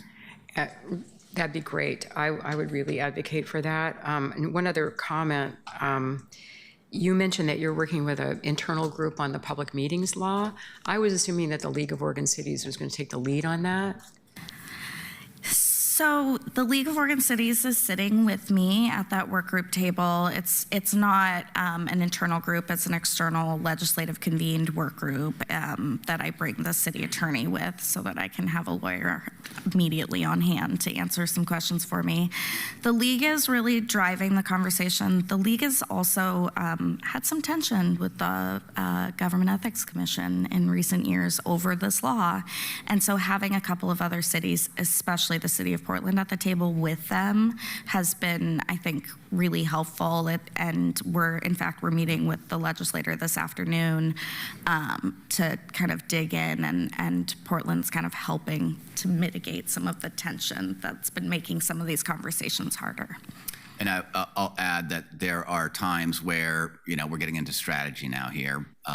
There are times where it makes a lot of sense for Portland not to be out front pushing something. And in fact, help it more by stepping aside. But that doesn't mean even when LOC is engaged in something, we're very active, and often, sometimes the brains behind certain kind of proposals and strategies moving forward. And so it sometimes takes more work to work through LOC than maybe to go do our own direct education, but it's strategically very important for us. Well, in regards to LOC, I would really encourage us, and I can help with that too, that they try to get the governor or the legislature to make some sort of pledge on preemption. That this cannot be done. They cannot cut our legs out from under us. And so some sort of pledge on that, we could draft some language, would be really great to shop that with our delegation and get LOC to take it to the governor. We'd love to explore that idea a little more with you, and that's a very interesting idea. So, colleagues, we had a proposal to add something to the agenda about police training and DPSST. Are there any concerns with adding that to the agenda? Councillor Canal? It's not a concern. I just wanted to clarify, is the issue the lack that we're talking about addressing here, the reduction in the amount of training that a police officer is required or a trainee is required to have, or is a reduction in the overall budget? Capacity of the existing basic police training. And what we saw in 2020, 2021 was these long wait times. Right. So as police were being recruited, they sat at the desk and couldn't go out into the field because they couldn't get into the state mandated. That change that was made, that we're talking about rolling back, was incredibly powerful. So I would strongly support what Councilor Clark said. Thanks. Thank you. Okay. Any concerns with adding that? No. Okay. I think you've got the go-ahead to do so. Can I make just one more comment? And I'm happy to work with you on some pledge language if we can do that. But I would just say, I would speak for maybe my colleague to my left, so to speak, here, that I'm sure we would be happy to help on the CEI hub with you, provide testimony, show up, whatever it takes. Awesome. We think it's very powerful when the electeds from the city are down representing the city, and we really embrace participation in the work. Thank you. Councillor Green. Thank you, Madam President. Sorry I had to step out there for a moment, so apologies if this has already been covered. But when I was preparing for the session, I wanted to get a little bit more information about the revenue side of this. Short session seems like probably not a time where a serious revenue conversation actually comes forward, but I'm curious to know how we would engage if that were to happen. And I mean, we might have some differences of opinion across this dais on what tax structures should look like, but I just wanted to express that I have an interest in that, and I don't think the city should be lobbying in support of regressive taxes. At a minimum, they should be flat taxes, ideally progressive taxes.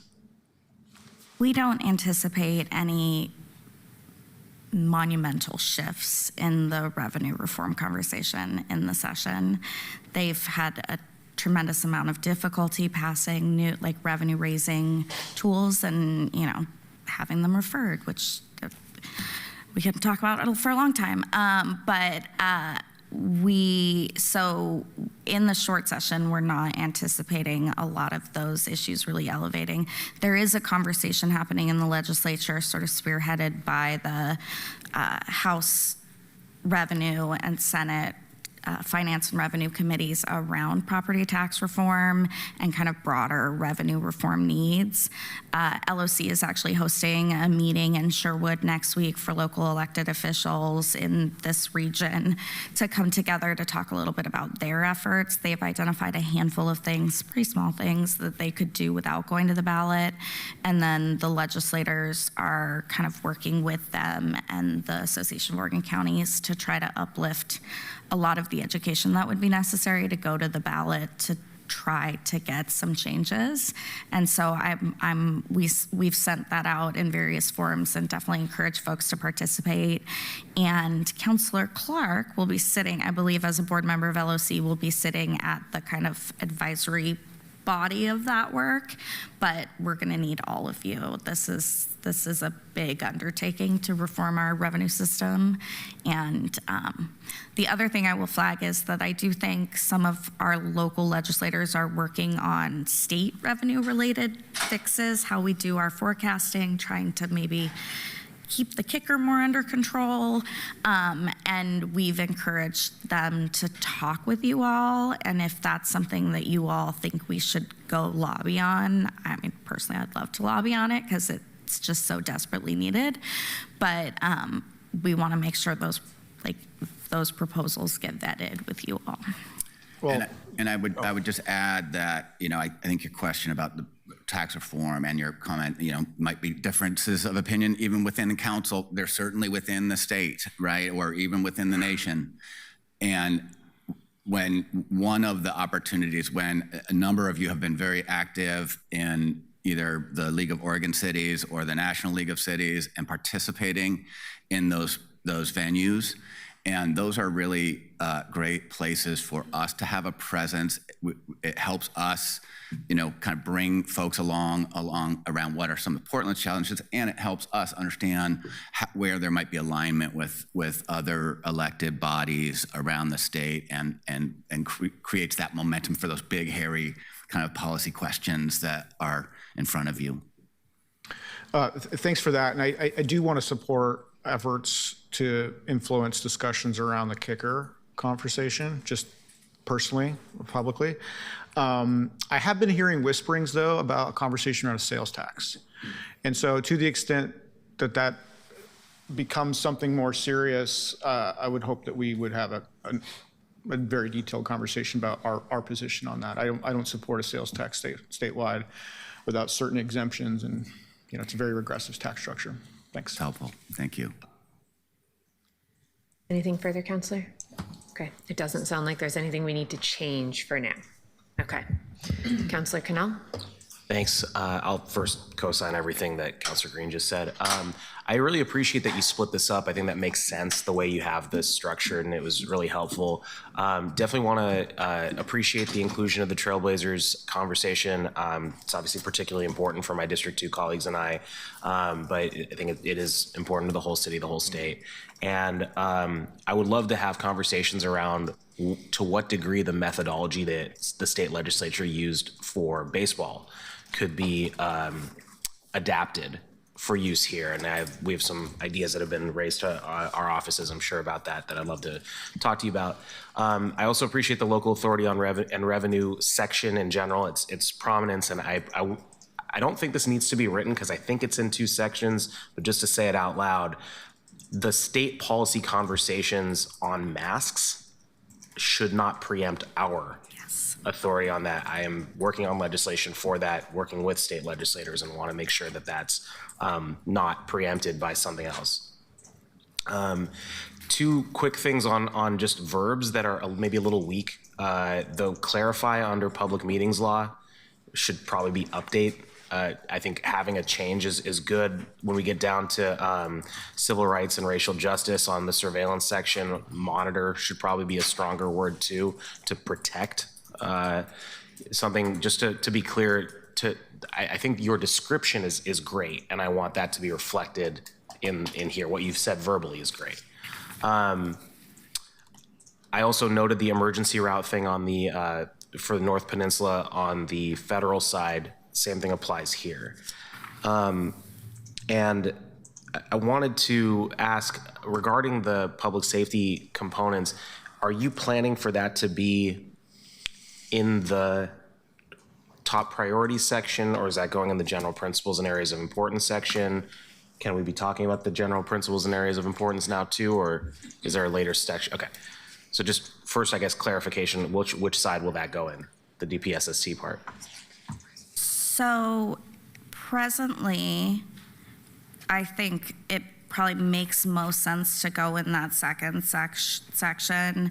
We're trying, and I want to be clear, the second section isn't not the official agenda. We'll use both sections as our agenda, and we'll talk about all of those items with legislators. So it's not like we're going to rip the second part off and not share that. So it is part of the agenda.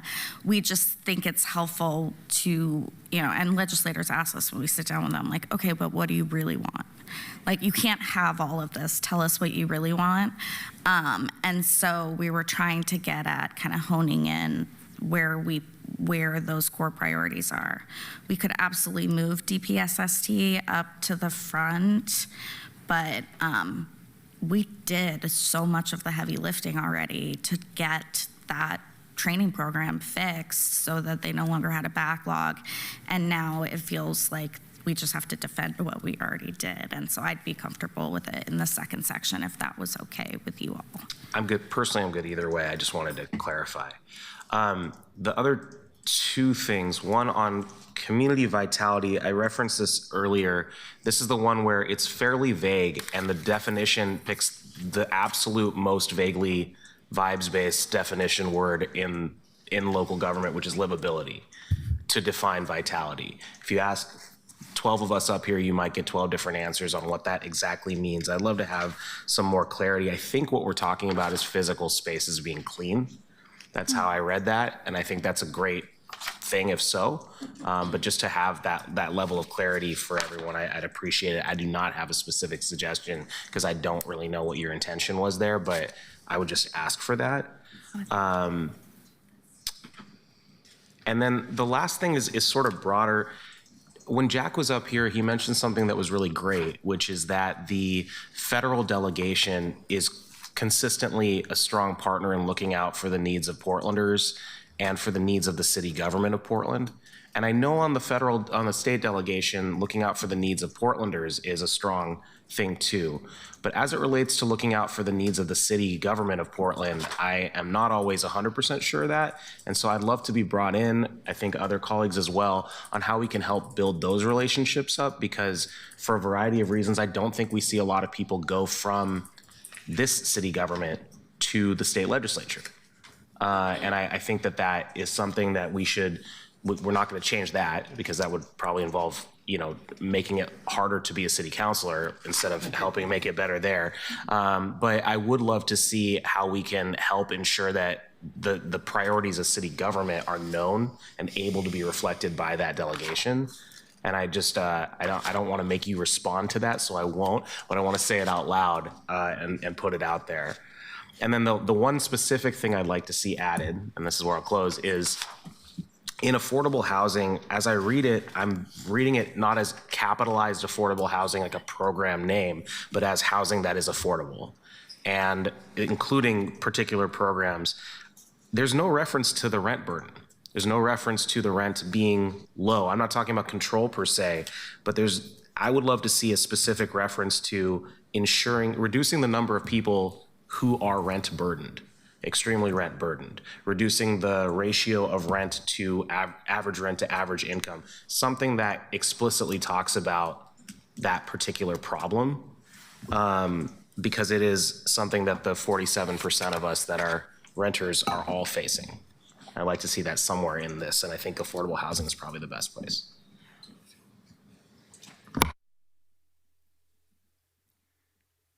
There was a number of things there. I think the one piece that we can, there's some clarity that we could do around this like community vitality. And I will be honest, I thought that was awkward, but I was trying to lump in a number of things around kind of the things that make our community safe, clean, walkable, that build the fabric of the kind of civic life here. Arts and culture, I don't actually think there's going to be a lot of money for them this time around, but if there is, we want to be able to jump in and engage and support our arts organizations. We know that we have work to do with ODOT around their highways and how they maintain the right-of-ways in Portland. So we could potentially separate those two and kind of target in on the kind of clean, safe spaces that you were talking, the physical spaces as one item, and then maybe some of the like arts and culture type items as a separate item to kind of try to clarify there, if that feels right to folks. Yeah, however you want to address that's good with me. I just would love to be clearer. Yep. Madam President, can I ask Councilor Cannell a question? When you were referencing the public meetings law section, did you want to change that, clarify to change? Yeah, I would like to see a stronger verb there. Actually, I didn't mention this. I would also love to see that we explicitly call for them to write a law that applies to themselves.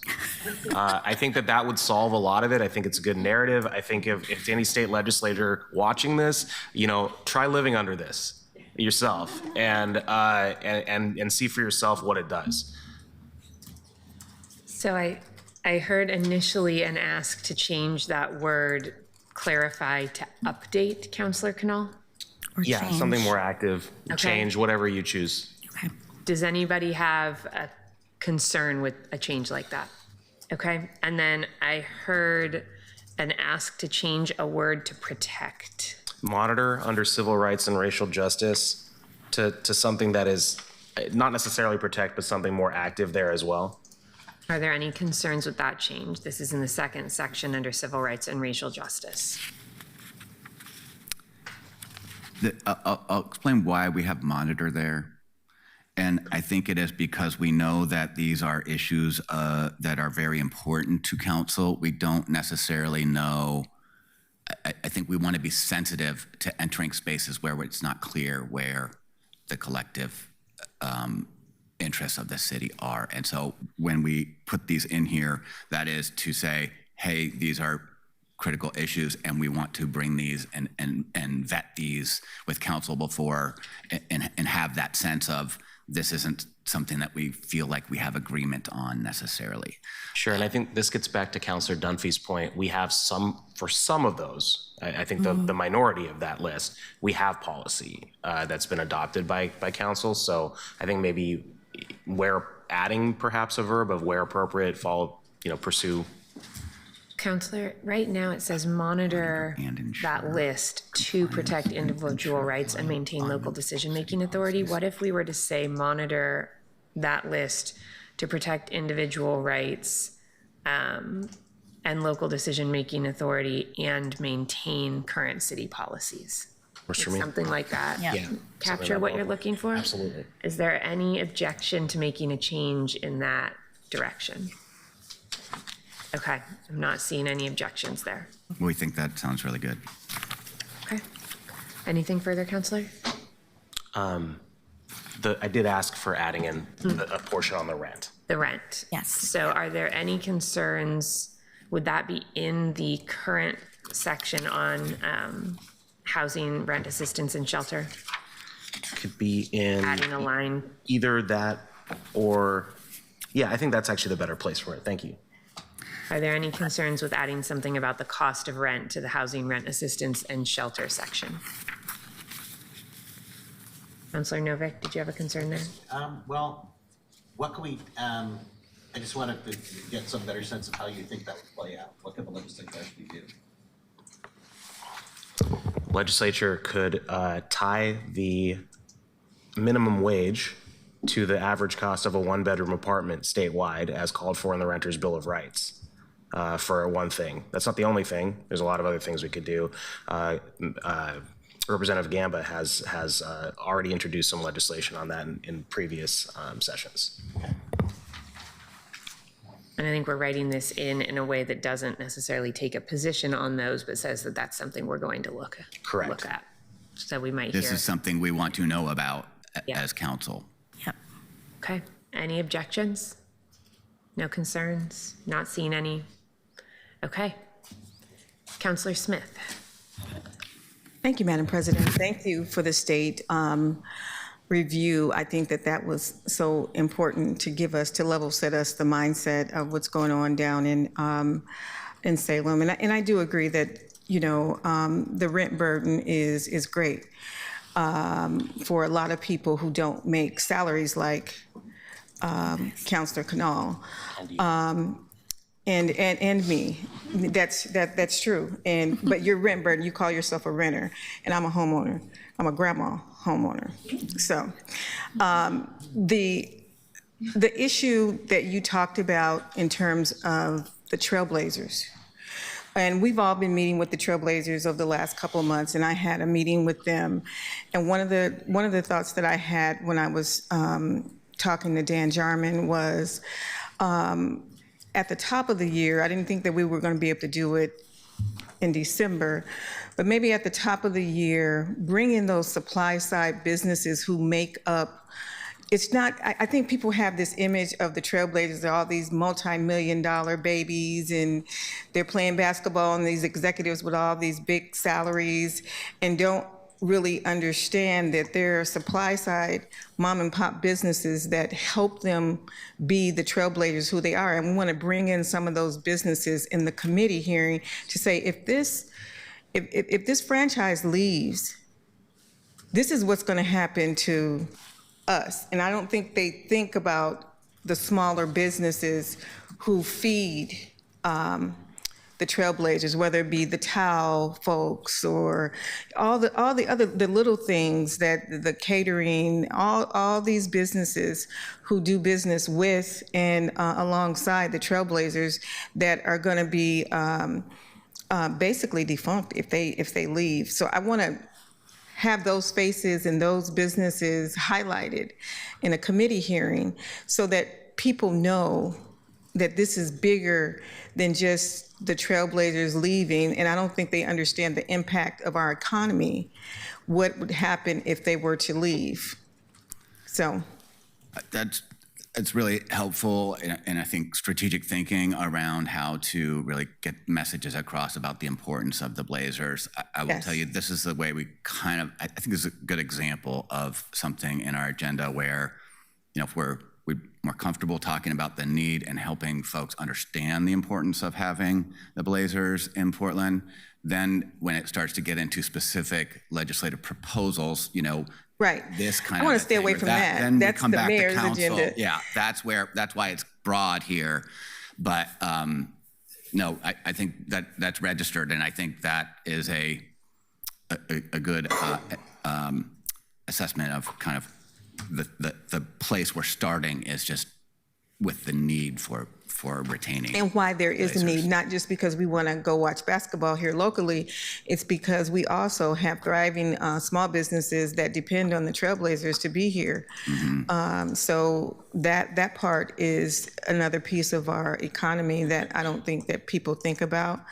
But I had a real pleasant conversation with the folks over there, and we took a tour, and the building is in pretty decent condition, and I was very impressed with how they've been keeping everything up. But I personally wanted to say that I want to keep the Blazers here while District 2 is that is my second district, because I'm probably in District 2 as much as I am in District 1, and I live there. And I think people don't understand that I'm not in District 2 anymore, but. Counselor, you're welcome to join us in District 2 anytime you'd like. Thank you. Thank you. But it is so important to me. And the other piece to this, Mayor, and I don't think people, for 30 years, we've been getting a 6% off the top of the Blazers. I mean, that helps to pay for some of our operating costs here, and I don't think people know that. And so it's like, that is our building now. And we get revenue from them, so it is important for us to keep them, and that's going to be a huge revenue drag if we don't have them here for us specifically. But I think for the city in general and for the region, it is important that we keep the Portland Trailblazers here. Thank you. Thank you. Thank you, Counselor. I don't think we need to make any changes based on that, just support for what's here. Is that correct? Right. Okay. Right. Counselor Ryan? Yes, thank you, Madam President. I want to start with the first one, the local authority and shared revenue. Of course, that's important. I think the challenge there, and I want to hear how we're going to face that challenge, is you have Metro and you have the county and you have the city, and then you have the 12 of us. And we don't always see everything the same way. And so that's a fact. And yet we are smart enough to come together on how to play this game. So how we herd these political cats is the question. And then do we take the breakfast that we do, is it in January this year? Do we expand it, both in the duration of time and who's at the table, so we can have those positive tension conversations so that we can figure it out a little bit here in person before we go down there and lobby, because it doesn't help when we are not united in something so profound and necessary. So that's something to chew on. I'm sure the mayor's already chewing on that. Did that make sense? That makes a lot of sense, and I think the spirit of how we're trying to work collaboratively within the city, it's sort of an expanding circle in a rock in a pond, and so we try to have that collaboration with the county and Metro, and Evan is constantly involved in communication with other government bodies around, and the agendas are incredibly helpful to be able to align and say, hey, here are the priorities. How do we align with you on these priorities? Where might there be conflicts, and resolving those before we're going down, because it's very powerful when we are going hand in hand with our allies down there. Thank you. I'm glad that you received that, and so I just hope that we're strategic about how we do that planning before the session begins. I know that you talked about SDC reform, and I found out about this, colleagues, in 2023, and for some reason no other commissioner told me about it, and we just kept doing the rules as they were given to us, and I was so appalled, and so of course I started spouting off about this, and I do think I've done a decent job helping the public now be aware of it, and I don't for the life of me understand why this is so complicated. And so, and it will give us instant technical change that will help us spend money on deferred maintenance. And so I hope that we can figure out how to keep expediting that forward. I don't think there's a lot of controversy amongst electeds on this one. I don't think so. And we all did the best we could in the past with those rules. There was a skate park being talked about for 25 years, so I took the advantage and did that, took a lot of heat for it, and I had to keep explaining, well, I can't spend it on deferred maintenance, but no one cared. So, but now I think more people understand that, so I just hope we can keep pushing on that, and I continue to be a little confused on where the political bedfellow is on this one. Something tells me there are camps in both parties that want to protect the status quo on this one, and I hope they come out wherever they are so they could explain why they're defending whatever that is. And I just want to emphasize that I don't think what you all are talking about trying to accomplish is what creates the complication around SDCs. It's the trauma of the past conversations about SDCs that ignite other elected officials in other cities, other counties, and we just need the time with a clear proposal on the paper to say, guys, this isn't going to hurt you. We aren't proposing something like they've proposed in the past where the legislature was trying to take away authorities around SDCs. So there's past trauma, past political trauma. Trauma is the right word for how people alive feel and about well this. in Salem. Yeah. Okay. There's certain issues What that era was that in? How past is this trauma? SDC reform has been decades in the world of consternation. I think there are certain issues that open up a lot of interest in the legislature, and so this is an issue that we think has a lot of promise. We think it just needs to be approached very carefully so that we are as strategic and organized as we can be going into those conversations. And short session is a difficult place to get any real proactive stuff done. And then something this big, we think it's worth the time and effort to have our internal, vision very clear, and then to build those alliances with those other coalition partners. Common sense, Thank you. On economic development, there's so much to say on that, but there's one little microeconomy that I think the state and the city has failed on, and we went from, before it was legal, this is called cannabis, weed, we were like the #1 cash crop. We had a lot of under-counter money coming in, if you will. And somehow we've managed in the state and in the city as well to squander that a bit. And it's because we've added more taxes and burdens on cannabis industry than other states, especially locally. And so I just hope that we can continue to lift that part of our economy. And while you're chewing on that, I just will say why I'm on economic development. It's kind of connected, I guess. I can't think of anything more important than arts and culture, not asking for a new ask, but the fact is, every study you look at, when you look at how to ignite the economy in blighted areas or kickstart economy, it's all about butts and seats and traffic flow and foot traffic. Arts, culture, and sport, like we were talking about earlier, are such a big part of that.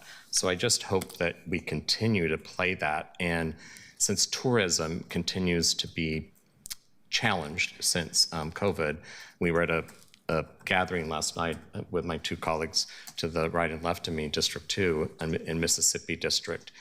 And one of the most poignant things I heard last night, colleagues, was when they said back, like say 7 years ago, people would come to Mississippi Street right after the airport or before they went home, but it was a place to come. And so every day they had customers coming into their storefronts that were tourists. They basically said that stopped. They haven't experienced that. And that is one reason why they're all suffering and barely making rent and barely paying themselves a living wage at all. And so I just hope that we continue to know how important it is to get that foot traffic going. And we have the Port of Portland, which did a fabulous job on the airport. But it's like, so that's a great first impression. We need to make the next impression good. So. Okay, I'll stop there. You know what I'm saying. But on that note, I will end with this. Remember, some of you are too young to know this, but you might have read stories about it. It's worth listening to. In 1996, we had a great flood. It's okay, you can look at me, Counselor. And what's that? The rest of us born that year. You were born in 1996? Yeah. Oh, that brings us home. So as your beautiful light was coming into the world, there was this thing called a great flood. And Mayor Vera Katz was famous for those moments she went down to the seawall, the McCall Park, putting the boards in there so it wouldn't flood the city. And I think that type of spirit is what we got to do for two things, the Portland Trailblazers and Nordstrom's. We should all do everything in our power to not allow those two things to exit this city, or we will be in deep doo-doo. So I just hope that we continue to know how important that is. And so it was lifted earlier, and we know that they're going to want a new arena. We'll talk about that later, but that's going to happen. But thank you, Councilor Smith, for lifting the Blazers. First time I skipped school was in 1977 to go to the championship parade, and I'll never forget that. And so we cannot allow those two things to leave this city under our watch. Got it? Good. Thank you. Thank you. Thank you, Counselor. I didn't hear any changes we need to work through, just some things to highlight and elevate. Now, unlike my colleagues who are really good students and do wordsmithing, I didn't do that. I came to this meeting to just continue to let you know what I think our priorities should be and to give strategic suggestions. So if there wasn't any wordsmithing, I'm okay with that. Yeah. Okay. Yeah. I did hear a suggestion that along with building a water slide, everybody go buy some new clothes at Nordstrom. What's that? Oh, I don't think he was here for the water slide. Oh, okay. Well, we have We're going to two. put in a giant water slide. I do have one more. Let me just say this. Behavioral health is bigger than just what I think we sometimes talk about with behavioral health. Behavioral health is a connection to our shelters with services. And we need more sober housing. We know that the highest number of people who are homeless are aged 25 to 54. That's our workforce. I know earlier we talked about drug trade, but that was a strategic hit from China to take out our workforce, people. Like, that's the chemical warfare going on. It's called fentanyl and the new meth. And it hit Portland and the state of Oregon really hard.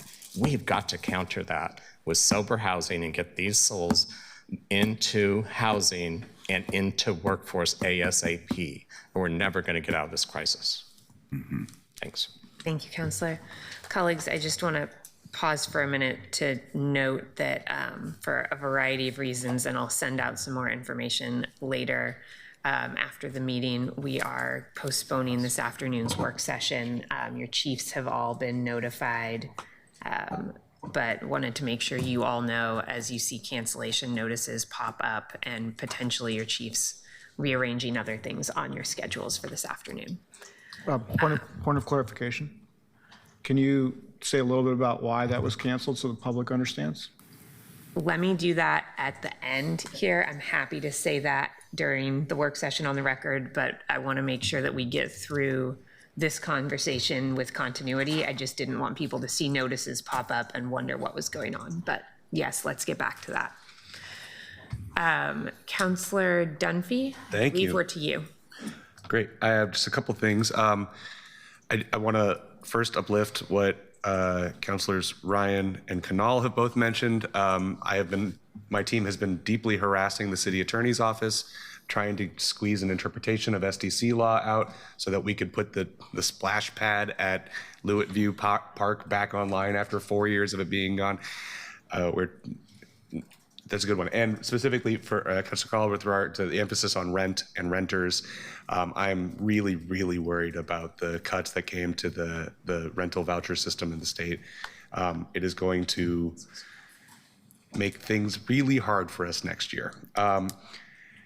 I have no, I've done enough lobbying of the state legislature to have my expectations pretty low for what's going to happen in February.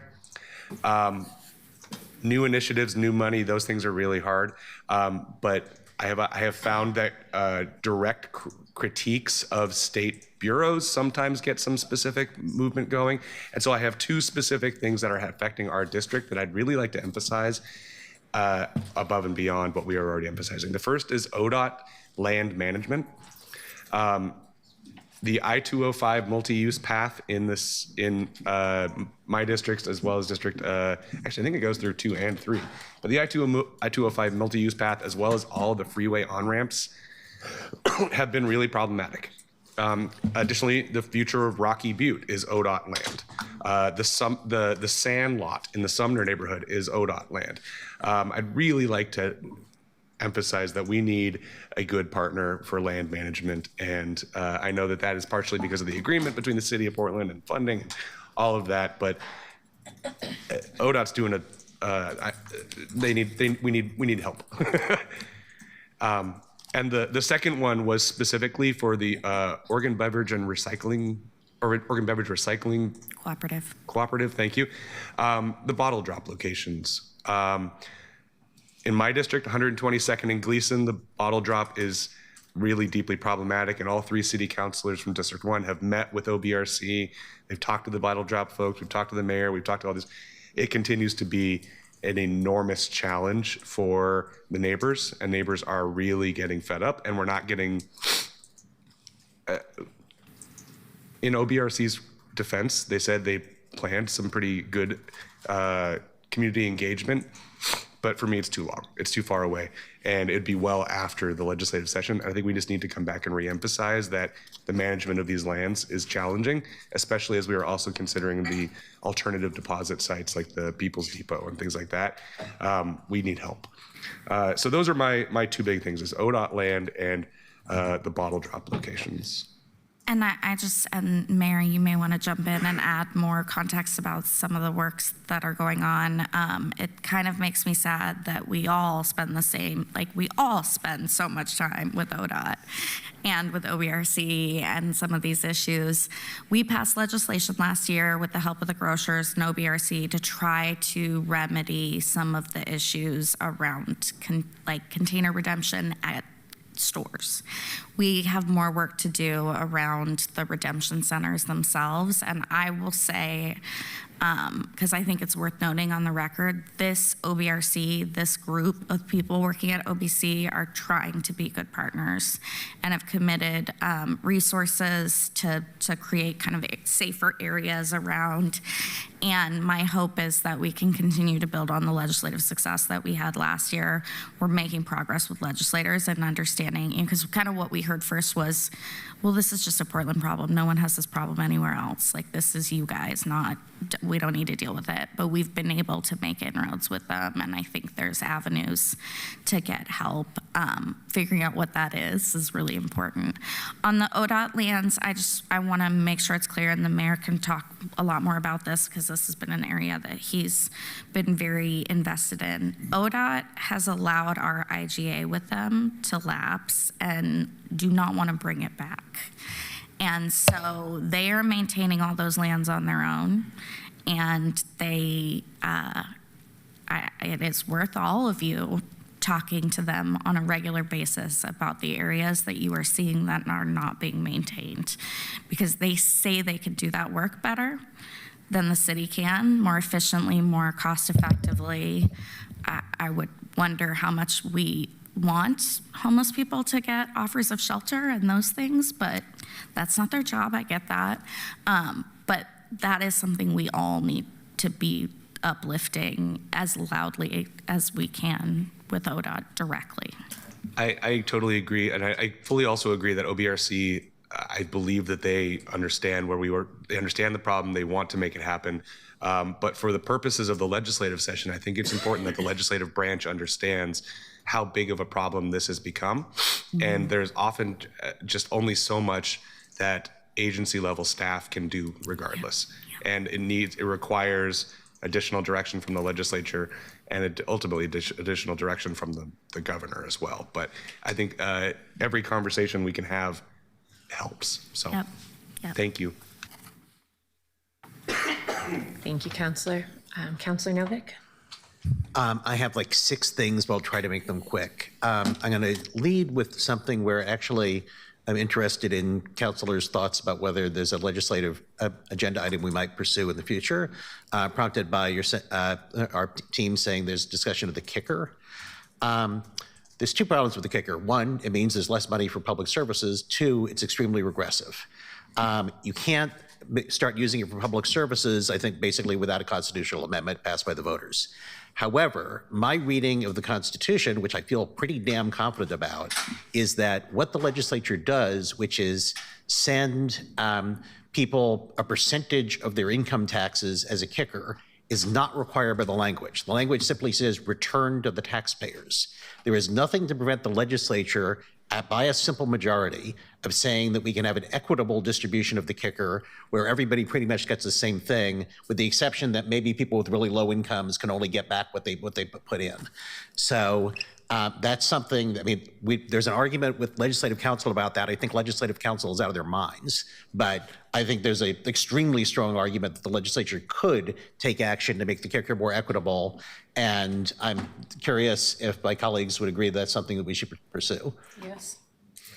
Councillor, I would add that I have it on good authority that at various times our state AG's office has agreed with you on that interpretation, despite legislative council not. That is delightful news. Don't know if they do now, but at other times.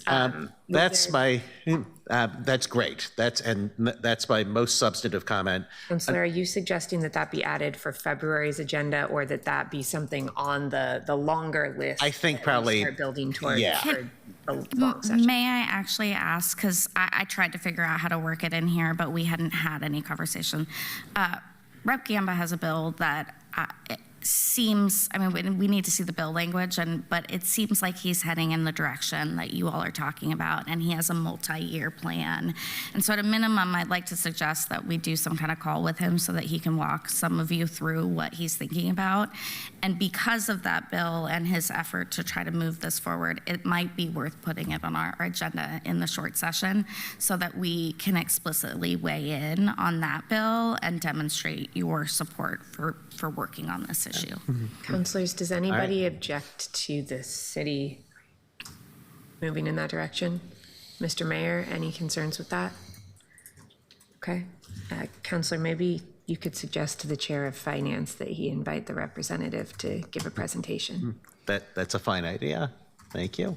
Representative Gamba is also my representative, so he sometimes takes my calls. Another revenue reform thought. Evan, I was struck by your comment that I think is totally true, that the legislators do not understand the revenue constraints that we suffer under.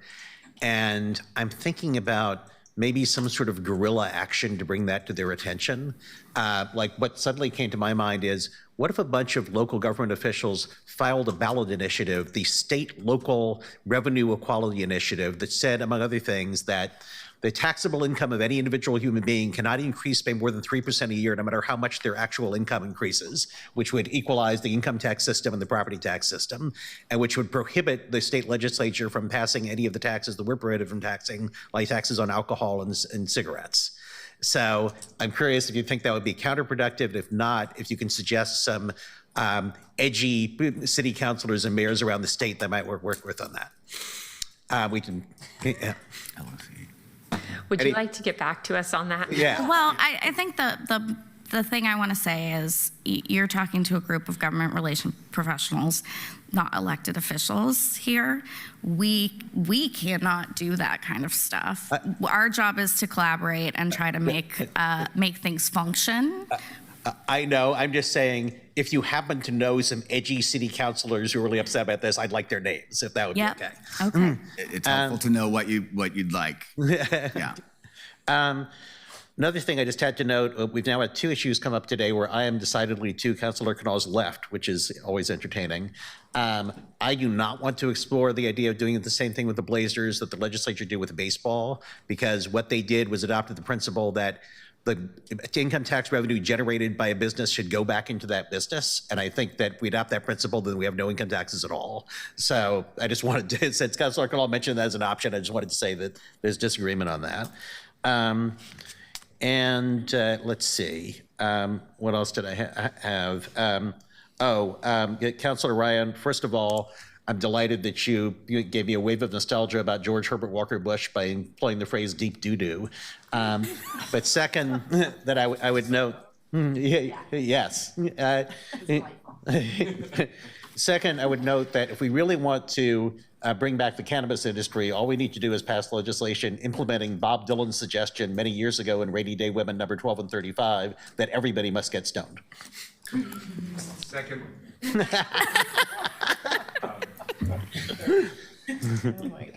I'm not going to ask for objections on that. It's generation. I'm not objecting to the song.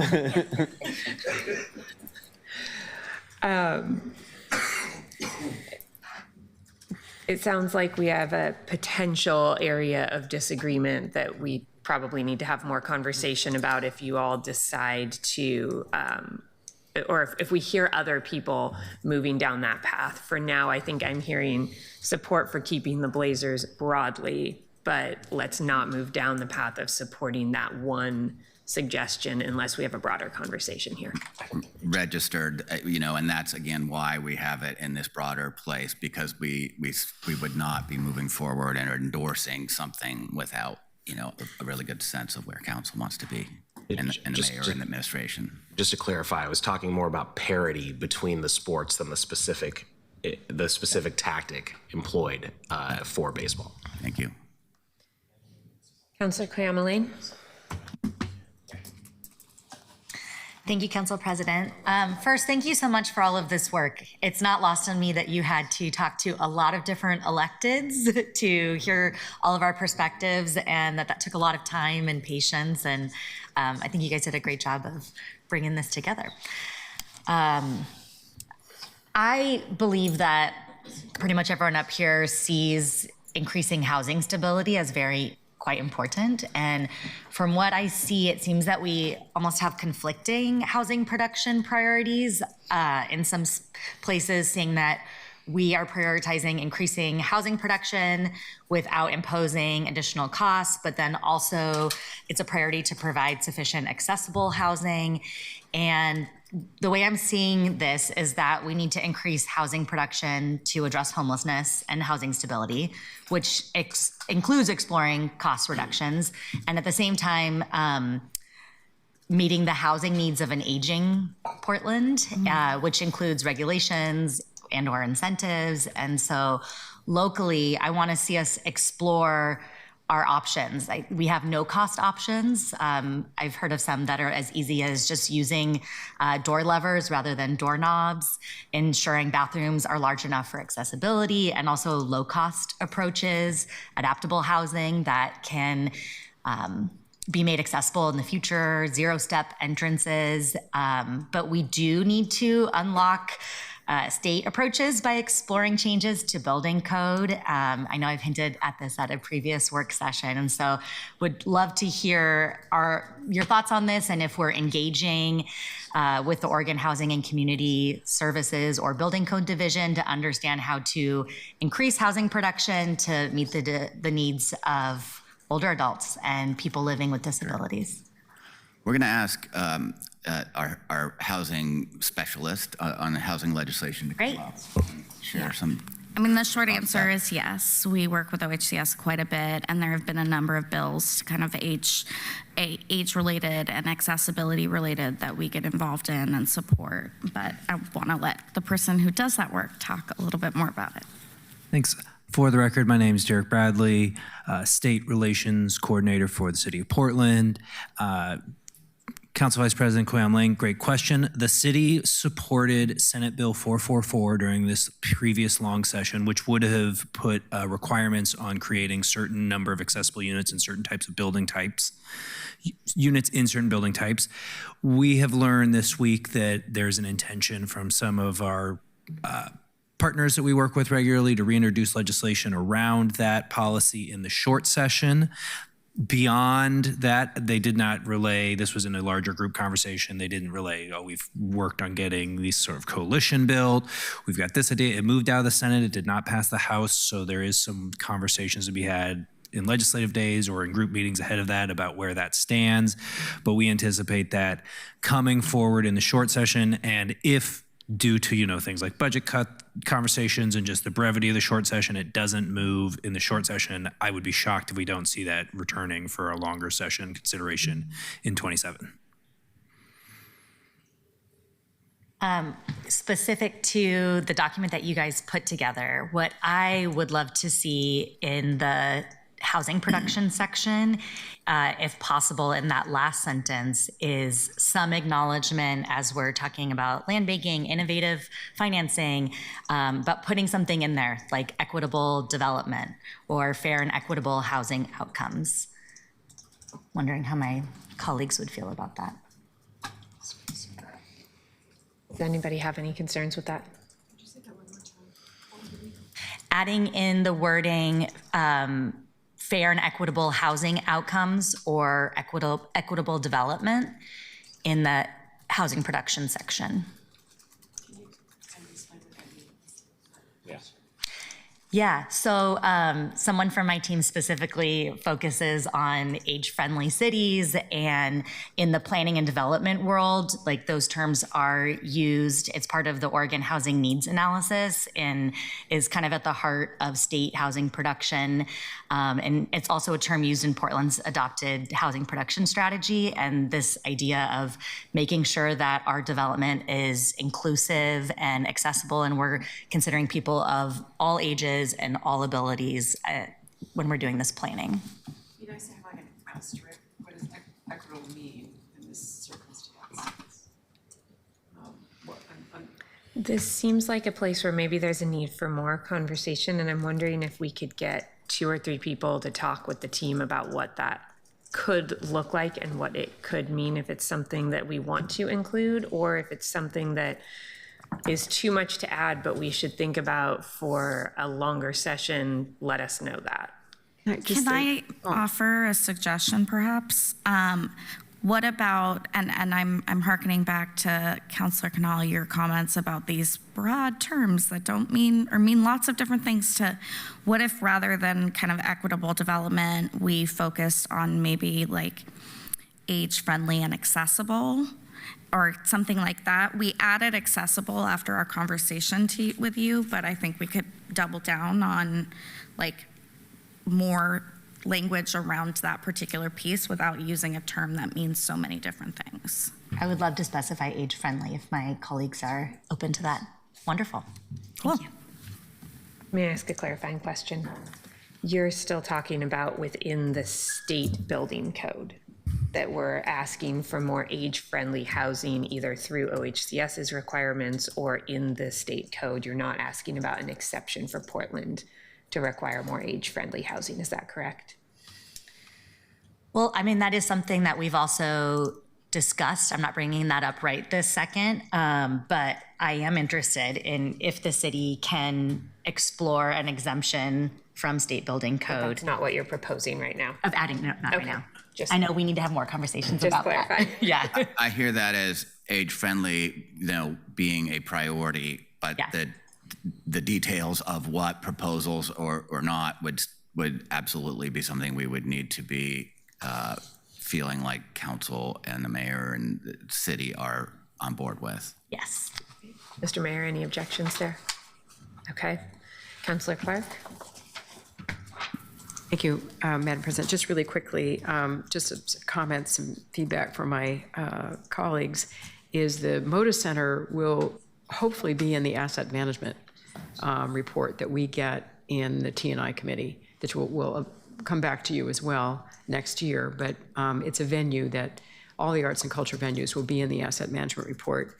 And I think to Councilor Ryan, it's really not just a regional asset, it's a state asset. So everybody has a stake in the Moda Center and the Blazers. And I want to say that the SDCs really are a major preemption. That's what we're talking about, is the state getting in the way of us doing what we need to do.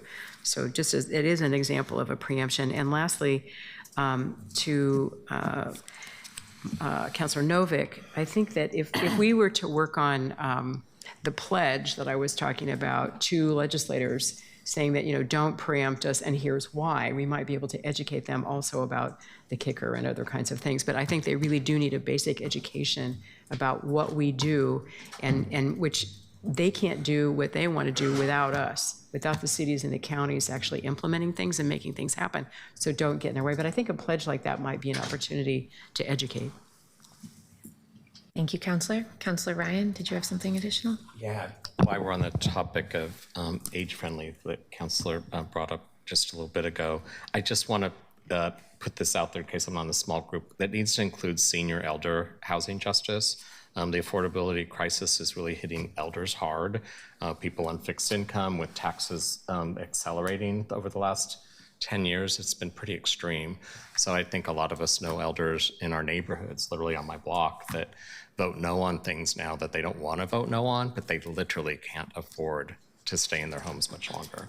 So I hope that we start making a case for that as we look at this. It goes beyond renters, but it also looks at our elders that want to age in place. Yeah, and I I'm would, speaking for myself. I would highlight, so we're going through the state budget cuts, proposed state budget cuts right now, and that is an area that we've seen. There's a proposed cut for a program specifically to help senior folks stay in their homes. And what we're thinking right now is to try to pull all those down and identify the top priority ones, the cut to DPSST. This conversation was really going to help us kind of understand where we could bring things back to you and say, we think this should be the city's position around the specific cuts that are being proposed. And so sadly, I think this issue around senior housing is something that we'll be able to elevate, and then DPSST cuts, and then some other I key just want to make items sure I we've talked daylight about. that on the dais in case I'm not on that small group. And I appreciated the head nods. Thanks. Councillor, colleagues, I'm not seeing anybody else with changes that they would like to propose, and I know we do have another section of our agenda today that we need to make sure to get through. I'm not sure, colleagues, how your schedules look, but I do have the thumbs up, and Mr. Mayor, your schedule, I have the thumbs up from our support staff that we can stay until 1 in order to have time to complete the last section. It sounds like we may lose Councillor Clark, so let's try to move as quickly as we can here to talk about our operating and advocacy best practices. Sam, go right ahead. Thank you. Well, I think this is an important part of the conversation, and this is about really understanding and kind of trying to articulate where we think the city works best, and what practices we think have worked well within the city, and that are also shared by other common practices shared throughout the nation by other cities and jurisdictions. And so we want to put this forward to see if this feels like the right practices for us to be implementing. These are not rules. These are not requirements. This is not a code.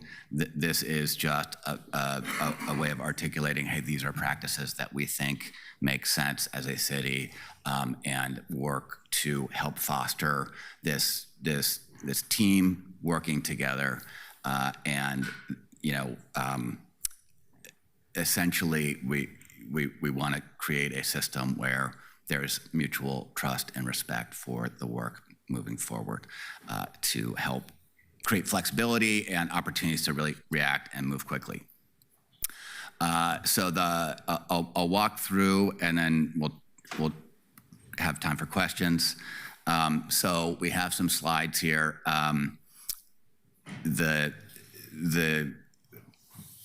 I think the practices are about coordinating and communicating early and often. We don't want surprises. We want to create a environment where you're getting as much information as you can. We're in a unique place, which is we're also dealing and reacting with information, and sometimes in a place where we can inform before, sometimes where we have to make our best judgment calls on some of the issues and really have your sense and pulse of where you want to be.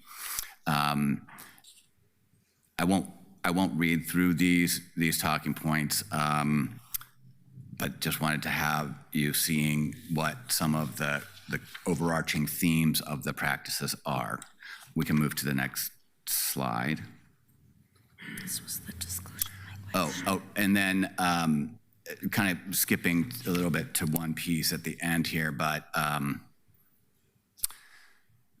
one of the things we talked about is really being, the last session was about really having clarity about when representatives from the city in any, but particularly electeds, because staff are expected to speak only on behalf of the city. And so as electeds, you're in a little bit different place where sometimes you're representing your perspective as an elected. And so what we think we heard last session was a request to just have some suggested language that could be used in those scenarios to just provide that clarity. And then everybody knows that when somebody from the team is engaging, that there's a way of kind of defining that. So this was suggested. We can come back to this and see if that kind of fits with where council wants on that. Then what I'll do next is just share a little bit of the document that we provided to you. That's a new document that you hadn't seen before, that we shared some of the purpose of providing these best practices, and then our effort to try to spell out how we think the roles and responsibility works for different components of the city. And so, identifying the mayor's role, council president's role, council members' roles, the expectations of administrative leadership and bureaus, and importantly, advisory bodies and commissions. How are they engaging in legislative work? They're really they're appointed by the city. They're a part of the city's infrastructure, and so our interpretation is that we should be they should be coordinating and working through on anything that's official to their business with the city. They should be working through and our agenda process and helping inform and engage with us in that process, but really being committed to doing the hard work internally before having external advocacy work.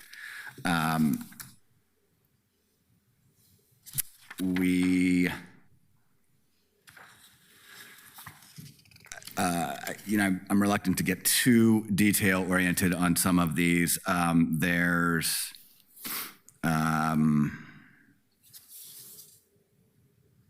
some language around conflict and really just emphasizing the importance of reaching out and being part of, if there are conflicts or differences of opinion, being part of a process to really try to get as far as possible to coming to some kind of agreement or getting toward consensus. I think one of the important things that has come up is how do we know when we are as close to consensus as possible? At the work session, council suggested, something along a 9 out of 12 is a good kind of measure of whether the council whether we should be moving forward on something. But then if there were some really strong opinions within, even a small number of council members, let's work to try to resolve that to the extent we possibly can. And there might be some times where there needs to be a call on moving forward. But we don't go and poll every member. We don't survey. We're not voting on these individually. We are working with you to really do our best to understand where you want to be. And so the 9/12s would really work as a guide for us. It might work specifically when the council votes for the agenda, on December 18th, but or council, there's always opportunities to bring something forward formally in the council process. But it's really about trying to understand us being eyes and ears, listening, hearing your comments here, hearing your comments as issues are getting submitted, hearing them in the work sessions, in our one-on-ones, listening to council sessions and committees on topics of interest. And so we're trying our best to really understand, hey, here's something that we think council's going to want to know about as we're going through hundreds and hundreds and hundreds of issues. That's how we want to build a system that is feeling like it can be trusted by you, and that as we go through that, you feel like you are as represented as possible. Now, that means trying our best to understand what the desires and guidance and direction is through this agenda process. We're not going to capture everything in here. There's going to be surprises that come up, and we want to be as informed as we can about addressing those. We don't want to have situations where there's advocacy and we're reporting back that we, worked on something that we didn't get right. And we've done that. We did that long session. We've talked about some of the scenarios where we didn't get it right. And so we want to zero errors on that. Whether we can, I'm not promising that we can do that, right? But that's kind of the system that we've set up. And so then we have and this slide is really about some of the ways that we try to measure and provide opportunities for oversight for you around this work. And, government relations, very difficult place to have measures, because so much of it is about making sure we have those relationships when we need them for the big things, and we have allies and supporters. Others are cost avoidance or preemption protections. Those are hard things to measure. Other times there's some direct dollar stuff that is more easily measured. But so we've set up, and I wanted to share with you the information that is available for you throughout the year in this tracking and monitoring process. We do a customer service survey every year where we ask council, mayor's office, administration, how are we doing? Are we achieving the goals that we set out with you? Are we achieving the things that you've worked on? Have we been responsive? So that's one measure to get that information. We provide intergovernmental update emails regularly so that you can see the big activities that are happening. We do kind of one-time things as they come, like the state revenue forecasts. We do report, as we gave to you after in the September, around what issues had been submitted to be considered, any breaking news. I think one of the most important things that we put out is an end of session report. And this is the one that is really by far the most comprehensive. We kind of rate success with, red, yellow, green, and there's hundreds of issues.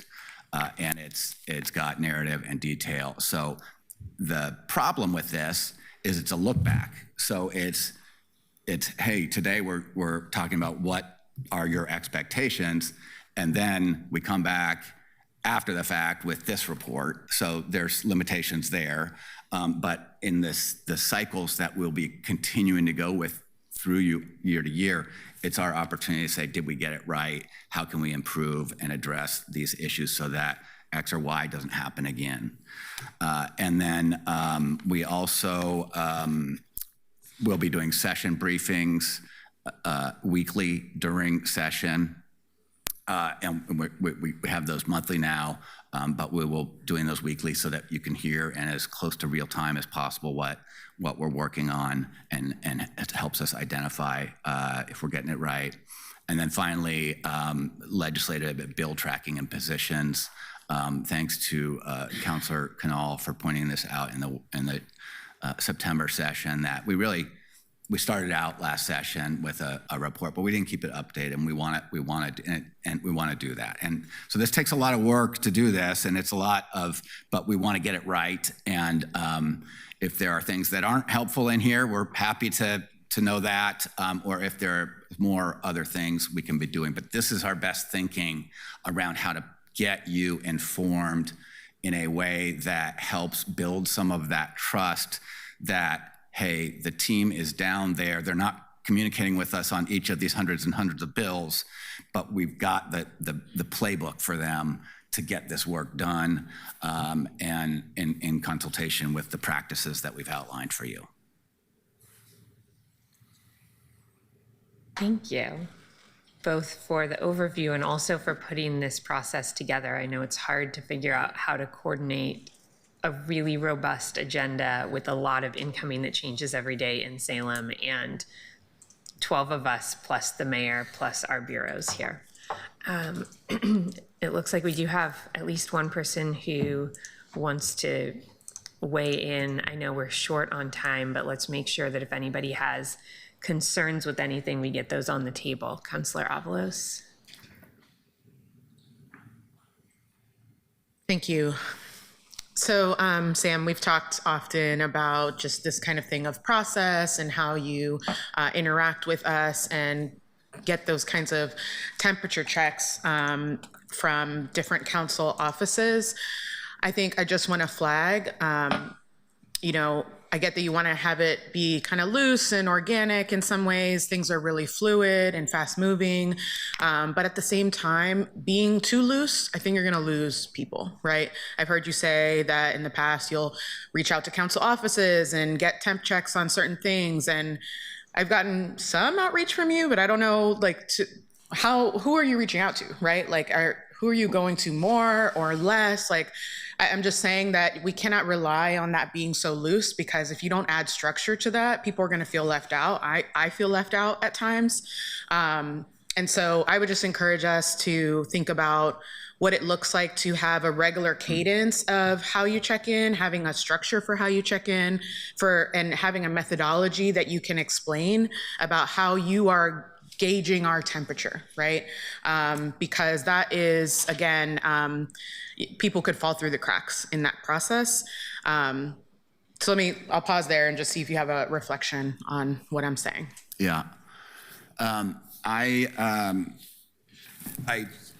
absolutely welcome, any guidance around how we can be more kind of responsive to any interests or needs. I think the briefings, the weekly briefings, which are currently monthly, that our intention there was to just be available as things come up. And I think that, one request I would have is, to really engage in those moments, because that's where we can have, conversations in real time and closer to real time about the actions that are going on. We can come and be available to help walk through some of the more detailed bill reporting and position reporting actions that are developing regularly, and help highlight issues that we think are of concern or interest to council offices.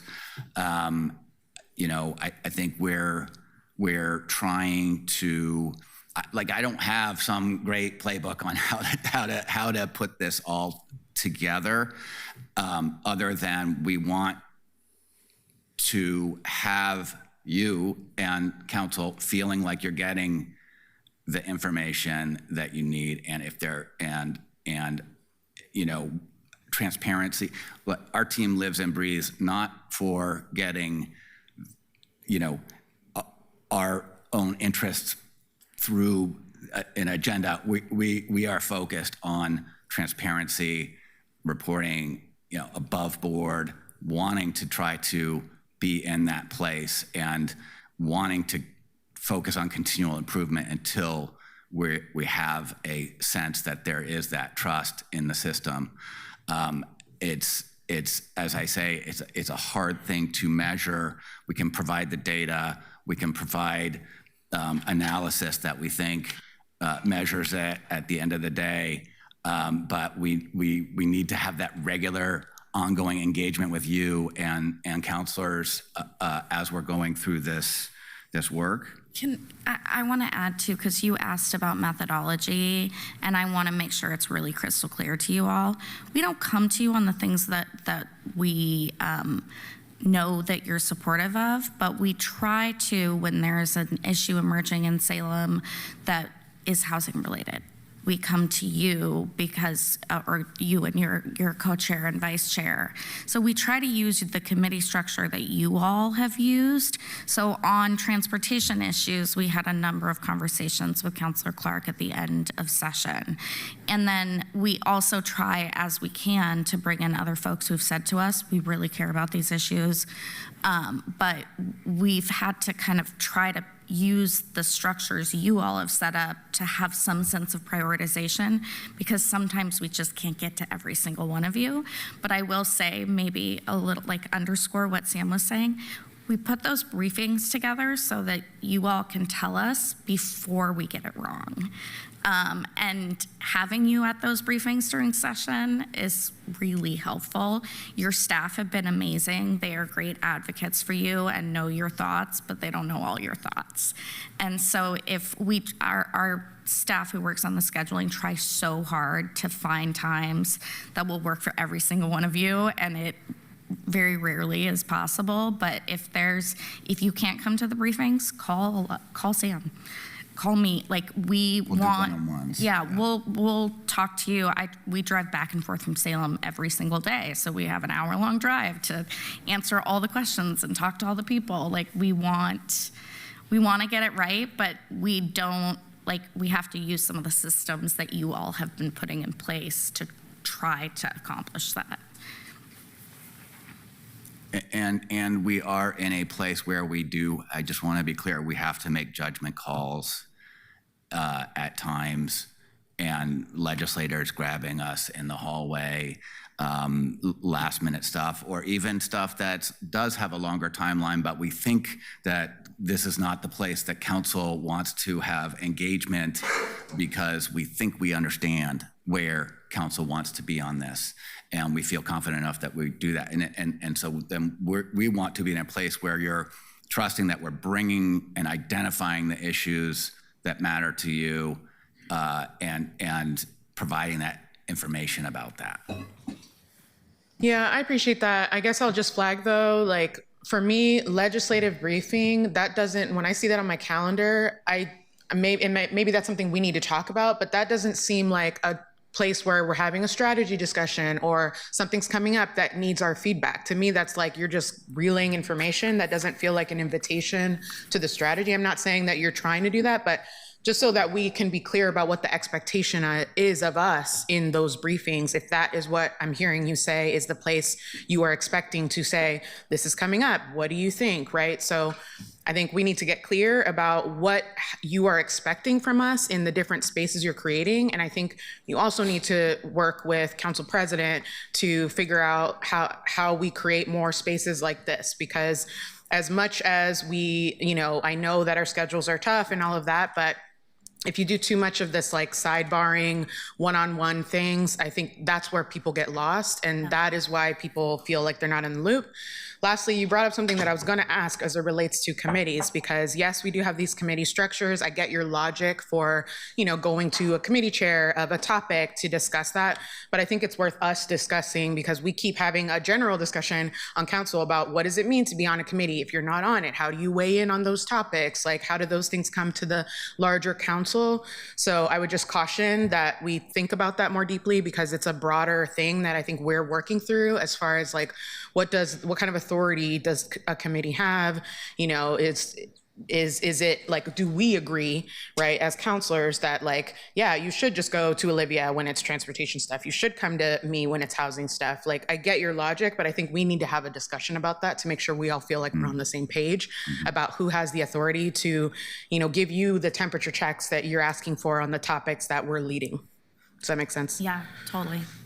So yeah, I think let's keep talking about, again, how we create more, we just need to have better expectations of each other, because I definitely want to engage in this kind of conversation. I also need to understand how to, and I think that's what I'm trying to say, is that it's still not super clear to me how that I engage, how I'm going to be tapped for certain things. And I just want to make sure that, we're not, because we're humans, right? And so human nature, we do human-y things like, Candace she's always busy, and maybe I'll just go talk to such and such. It's like, so those kinds of little decisions are the things that impact the equality, in my opinion, or equity of how we all get to weigh in on the council's agenda.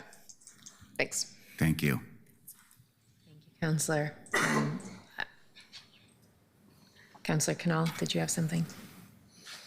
Thank you, Madam President. Thanks. I appreciate this conversation. I'll co-sign everything that Councillor Avalos said, and I'll note, and I bring this up to say, when we talk about trust, I think it's important that we learn from the things that happened before. For example, there was a anti-civil rights and human rights bill that was advocated for by the city at the direction of OGR this past session, and it was related to public safety. As someone who is an expert on human rights, civil rights, I was not consulted on that. As someone who is the co-chair of Community and Public Safety Committee, I was not consulted on that. So I want to be clear, and also something that I gave direct guidance about, that this is something I want to be brought in on early if it comes up in these two areas of work of which the bill addressed both. So I do think that that's good, and I have a lot of faith in the state team as a whole down there. I know how hard it is to do what you do. This is not about what happens on the state team. This is more about the OGR leadership connection, and I think what you've done with this is really good, because it's trying to create more clarity around that and more shared expectation that can move us forward on this, because last year was weird. And I want to just acknowledge that. I really like what you did with the purpose. I really like what you did with the key components section here. The roles and responsibilities gave me a lot of pause, and I wanted to talk about those here. There are these verbs: inform and provide strategic direction for the mayor, serves as a coordination lead for the council president, and contribute ideas and provide input for the council members. I would like to see those verbs be identical.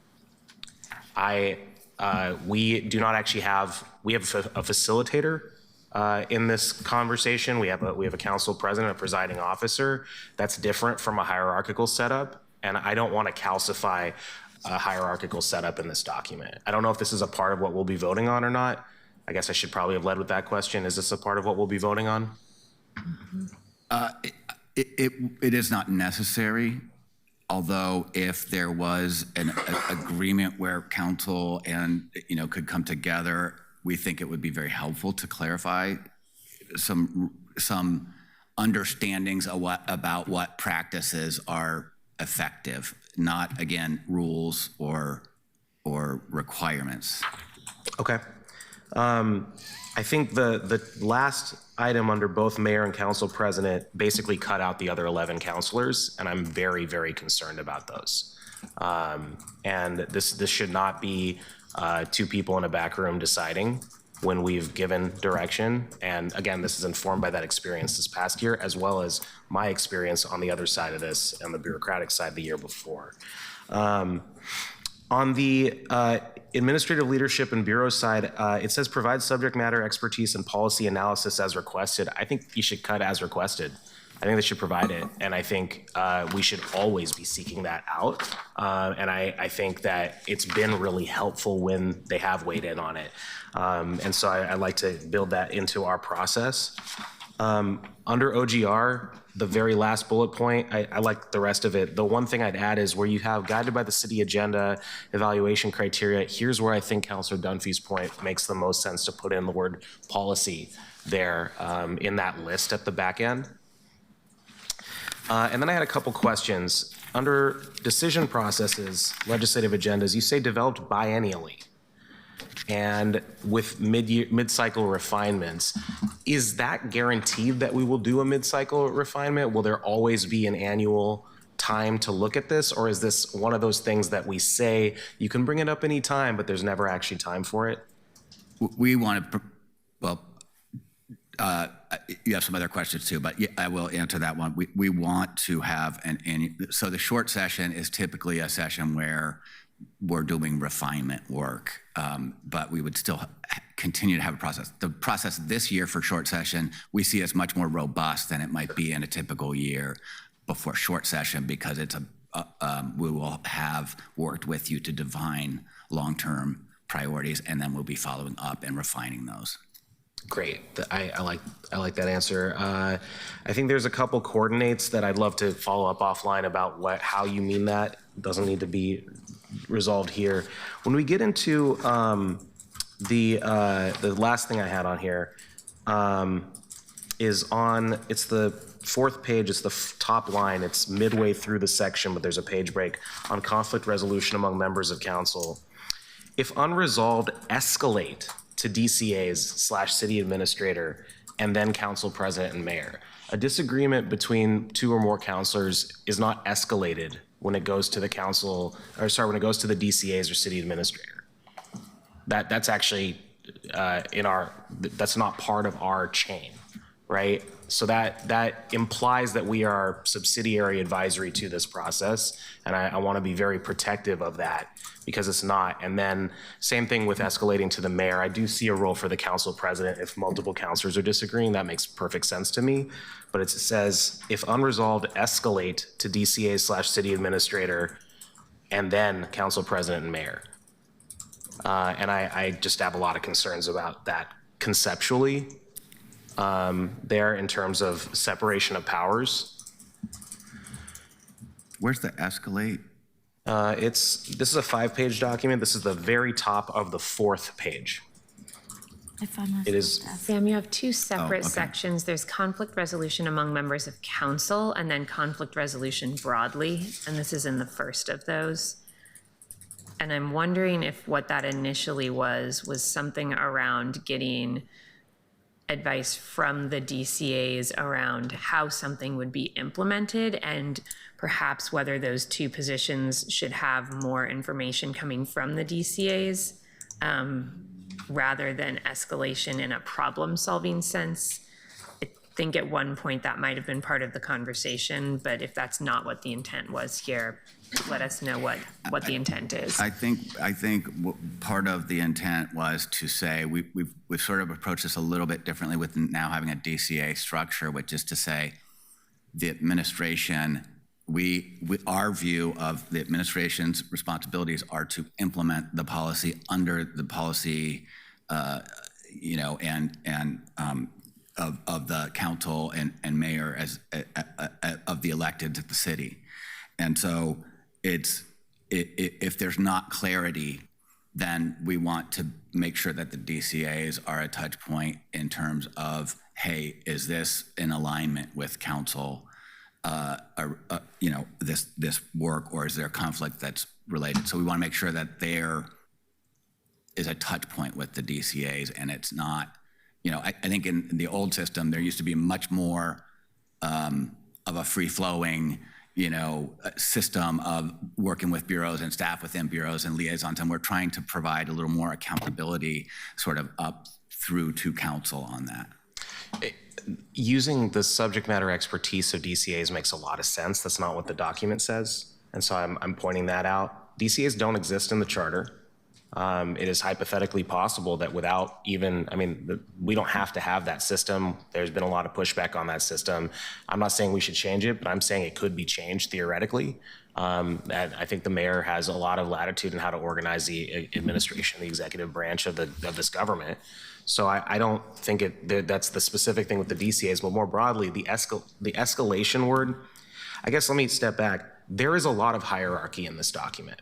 And in the early stages of the year, we had a worldview that was promoted of the council being effectively an advisory body to the mayor of calendar year 2025. It has nothing to do with the legislative agenda. I'm talking broadly. And I think we learned from that and we evolved out of that. I think people now get that that's not the case. This starts to bring those concepts back in the way it's written, in my view. And I also think that it relies very heavily on routing information through a single counselor, and I have a lot of issues with that too. Information flow has been a concern to the council, and I think this relates to what Councilor Avalos was talking about, but also is more broad than that. We need the information that everybody has, and I don't know what's happening coming up from the administration a lot of the time until weeks after it's been communicated to one counselor. And I think that needs to change. And that's mostly on us and how we change our structures, but I don't want to calcify those practices in here. So when I see escalate, that's how I'm interpreting it. And I want to be clear about that. But I think more broadly, it's that ethos that's, I think, embedded in the document that I had concerns with. Thanks. On this particular item, Counselor, if it were to say if unresolved, consult DCAs or the city administrator on any impact to the administration and the work of the city that counselors should know, and if still unresolved, then escalate to council leadership. Would something like that make more sense to you here? Yeah, and I'd include the mayor in that first grouping too. I do think that resolves my concern, and I appreciate that. Does anybody have concerns with a wording change like that here? Do it again. If unresolved, seek input on policy and city operations implications from DCAs and the city administrator, and if still unresolved, escalate to council leadership. If it would solve the problem, because the next line, where no unified position is possible, OGR will not speak for the city. I want us to avoid that at all stops. So if what you're suggesting would help us avoid not playing the game, because we need to rely on your expertise, your team, because you're there every day and you have a good sense of what we should be focusing on. And we don't want to miss out. So I was troubled by that next line, like you will not speak for the city. So that I don't want dysfunction, not a bad word, just a reality of not getting on the same page to prevent us from advocating at the trough. And I think my broad intent, and I think the council president's intent in the rewording, is to make a better system to try to go from a starting point of lack of consensus to eventually getting to that unified position before the game is played, so that we are in the game. And it's just about the process by which, because we're not always going to start on the same page. It's the process by which, if we don't start on the same page, two or more counselors are talking about it and it hasn't quite gotten there, now what is what we're talking about? And I think I appreciate the rewording from the council president on how that would work. I'll just add mayor to that first part. I do think it makes sense to have the mayor be a part of that conversation at some place. And I don't want to miss out on that. I don't know where exactly, but. For what it's worth, I think when we're talking just about disagreement among counselors, it's the administration, not the executive branch, that we need weighing in, but I'm happy to include the mayor there too, if that works better for you and others. I understand that point, so I'll abstain on that part. Not that we're voting. I want to just also address and remind folks that the issue around the drones, I think that's what you were referring to, Councilor. I want to be clear, that was on us. That was not a That was not a directive that was put on us by any, we didn't even have a conversation. I'm just going to say this, with the mayor before that, it came to us. We thought when the chief went and testified on that issue, we thought we understood that issue. We didn't. And so I just want to be clear, that was on us.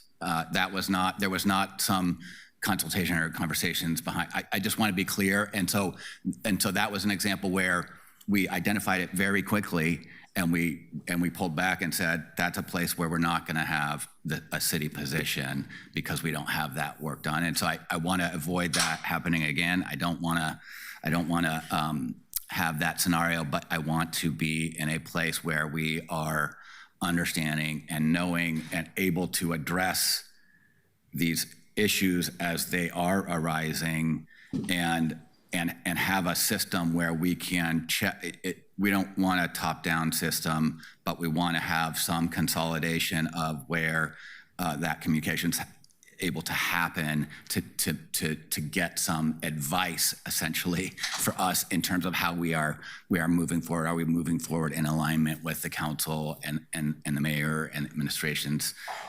interpretation of good policy? So that we want to be in a place, and I think the mayor would support and understand this, in that we are constantly saying and asking, is council on board? Is there anywhere in the city that has identified some significant issue with this?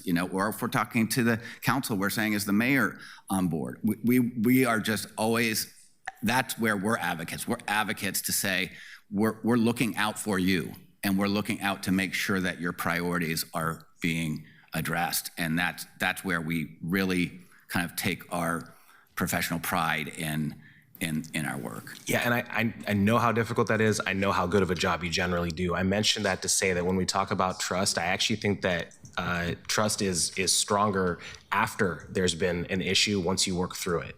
And I think we're deep in the process, not at the beginning of the process, but deep in it on working through that. And I wanted to acknowledge that as a positive. I never had a concern about the mayor on it. And I've said before, I don't think the chief was at fault for any of it either. So worth mentioning again. And I appreciate you bringing that up. And I know I've seen Evan ask this question about council 100 times in the last couple of years, so I know. And Councilor Canal, I also want to add one of the, and you know this because we work together, like one of the things when I came into the city that really bothered me was how much the agenda was driven from bureaus up. And I think you guys are elevating that and really, and so one of the things that we've talked about as a team, because we really do believe like this is a democracy, you guys tell us what to do and then we go do it, is slowing down. We don't have to weigh in on all 300 bills that get introduced. And I think that's part of what happened in that particular instance, was we were just reacting, and there was pressure in Salem saying, this is really important. Senator Przanski's moving for, come on, guys. And we overreacted. And so going into the short session and beyond, what I've said to my team and what we'll keep saying to bureaus is, we're not gonna respond to everything. It's okay. If it's not foundational to our operations and we vetted it, we don't have to go there, and that is okay. And that's my commitment to you all, is like, we may not still get it 100% right because one person may have thoughts that we don't recognize, but we now know that anything about technology, surveillance or otherwise, we're gonna take a pause and take a beat. And if we don't have a policy about it that already exists, we're not gonna just rush to weigh in. And if a bureau comes to us asking to, we're gonna say, are you sure? Has there been a conversation with the committee? Has there been a conversation with council? What's the policy? Okay, we don't think this is ready for us to take any kind of position. And so that's our commitment to you all, is to slow down and kind of try to really do that. Thank you, Councilor. I really appreciate this conversation and the points brought up by Councilor Avalos before. We have to have a system, and I think you capture that here with maybe some of the couple of tweaks we've heard, that empowers you all, right? Because we could have work sessions like this once a week and still not fully keep up with everything happening in Salem. And I don't think we have time to do that and do the rest of our work. And we could require you to get council permission on everything we do, but we're going to miss a lot of places that we need the city to weigh in if we ask for that. So we have to have a way to empower you, make sure counselors have information. I think the briefings are really helpful. Maybe we need to call them something different or make clear what those spaces are for in a different way. I also just want to say to counselors that at least for my time in this position, I really rely on hearing from you all what it is that you care about so that I can flag things, not only when OGR brings up topics to me, but when others do as well. And also on chairs doing that same work, and on our committee chairs really knowing where your committee members stand on things, so that when OGR comes to me and says, hey, this issue has popped, I can say, okay, talk to the chair, but I also know that this counselor or these two counselors care about this. And know that when you all talk to the chair, that chair is going to be able to say to you, oh, because people talk to me about this issue, I also know these other counselors care about it too. And so I just want to put that out there, because we can't weigh in like this on everything. But the more that we're sharing with each other in a way that doesn't violate public meetings laws, in a way that is just about general issues we care about, what some of those things are, especially with the committee chairs who are chairing issues and with your council leadership team, the more we can flag, not only for OGR, but for others, that you are one of the people who needs to be consulted on those issues.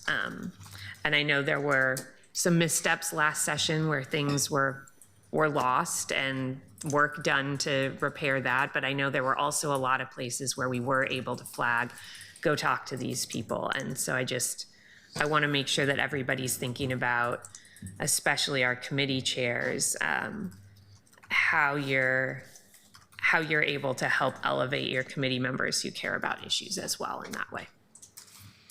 Councilor Ryan. Thank you, Madam President. I think about lobbying a little bit. I think about it similar to how when in my career I raised money for large capital projects, and it's about relationships.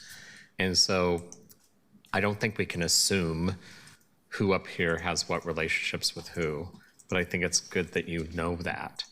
And I shudder to think what that document could look like, so I don't want to air that out too far, but I want us to be strategic and smart enough to know that this is relational, and it would be good for you to know where we have those relationships, obviously within our districts, but this is a small town still, I think, and people for various reasons. And there were like times in my career where I'd look at the seating chart and I'm like, no, you can't put that person next to each other. And they're like, oh no, they should really be friendly. Like, oh no, I have information. So, separate them. And so it gets to that, and that resulted in 6-figure gift over a much smaller gift. Those little social moments matter. So I know you know that, but I just wanted to air that out. No, we want to utilize the relationships of our elected to elected relationships at the city. So thank you. Yeah, so I hope that you take some time to have that in your heart and head. Thanks. Thank you, Councilor. Councilor Smith? Gonna close this out? Yes, thank you, Madam President. I was just thinking kind of along the lines of what Councilor Ryan was saying. Salem moves fast. I know it. I've been down there sessions. I've lobbied. I've had clients in the whole 9 yards. And I just can't imagine how you all do what you do, particularly from looking at our priority list and to keep everything straight. So some of the grace that I think that we need to ask of OGR is that you all are still learning us. And so as quickly as a long session is, a lot of things move fastly. A short session is even faster. And so it is hard to get information to a lot of different spaces. But I wanted to just kind of level set. So do you all report to a DCA? We report to the administrator. I report You report directly to the administrator. Okay, so that just so that we're clear people don't think that you report to a DCA or you know, so that part, that you are considered a bureau, right? Yes. Thank you. And yeah, a small bureau. You got added another additional personnel this last year, so. Well, we've gone from 12 down to 8 in recent, really maybe 9 in recent last year and a half. So I appreciate the work that you do. I think that it's important, but I just want to let my colleagues know that it is, I cannot even tell you how quickly things go, and you have to catch these legislators like in between committee meetings, going to the bathroom, getting something to eat. And then to be able to have a call Counselor Smith and ask her this, you don't have time for that. So what I have done in my office is, I think what would be helpful to these folks would be to like take a look at the pre-session filings of things that have gone on. Go to OLIS. This is how you look at stuff. And so I have a staffer that worked for me when I was in the private sector, and who knows how to go on to OLIS and see what is happening. And so then I have them look at it, tell me if there's something that's one of our priorities, and if there's something that I need to flag you about, I have my staff do that. Because you guys can't do that for every single person up here. I know you can't. You don't have enough staff or time in the day to do it. And when things are moving very quickly, but I think if you all gave a training on OLIS and how the process goes when things go to hearing, if things are not through hearings, and just so that our staffs know what that looks like. And so a lot of times things that you think that we might need to have a conversation with you, we're ahead of the game because we already know what's coming up in the next hearings on a particular issue. Because if you go to the Housing Committee, you'll see what's happening for, that's all I'm saying, because I don't expect you to call me on every single thing. I know that because I'm a former elected, you know some of the things that I have prioritized, and that's why you may call me on labor-related stuff and other things, but that's because you probably already know what I've already done. So I just want you to know, don't think that you have to do triple duty with me, but I think what would be helpful for the group is to do a little tutorial about how to get in and how to look at things. And so that I look during the session, I look at, to see what's coming up, see who's doing what. And then I may call you and say, I see such and such is going on. But that's just because I have a history and a background in that. But if you teach us as a group how to use those, then some of that conversation can be from counselor to OGR and call you up, because I think that whenever I've had something that I wanted to talk about, I've texted you about it. I said, Sam, and it's because it's in real time. Mm-hmm. But things that we know that are going to be big ticket things that are going to happen, like we knew the transportation bill was going to be a big deal. We knew that. And so that was coming up, the reauthorization. So I don't know, maybe it's simple as just saying, are there any people who, in addition to the mayor, who wants to talk and be in support of the transportation bill, or whatever the big thing is. There's always usually a couple of big things that that's going to fly through. And I think it would be helpful because all of us as a group don't know the system in Salem. I like that idea, and I think we certainly can do some, come up with some ideas around that. We could also add to that the tracking sheet that we will be providing and making sure people are understanding, hey, here are the positions that we have identified for the city on these pieces of legislation. Then here's how you go into OLIS and see where it's going and monitor. And that's the other piece. There are tracking systems that I get help for that. I get help. And I don't expect you all to tell me about every single thing, but there are tools that we can use that can be helpful to make us feel more involved. And so that might be helpful to me and my colleagues. Yes, yes, thank you. We've got about 2 minutes left. I want to give Councilor Murillo time. Her hand is up. I want to see if the mayor has any last concerns and then allow Sam to do a wrap up. Go ahead, Councilor Murillo. Thank you, Council President. I think you'll notice I've been fairly silent in this meeting, and that's largely because I think the government relations team did a really great job briefing me and working with me behind the scenes before this happened to discuss what policies and priorities I had. So I didn't feel like I needed to be redundant about all of that. I also regularly, we get memos from you guys during the legislative session updating on where things are at, and there are briefings that you can attend if you want those updates. So I read through those. I find them very helpful, and I just wanted to put that on the record. And I appreciate that last time around, it was our first time doing it together, and this time around, we're refining those systems. So I have seen all of those improvements, and I'm very grateful for that.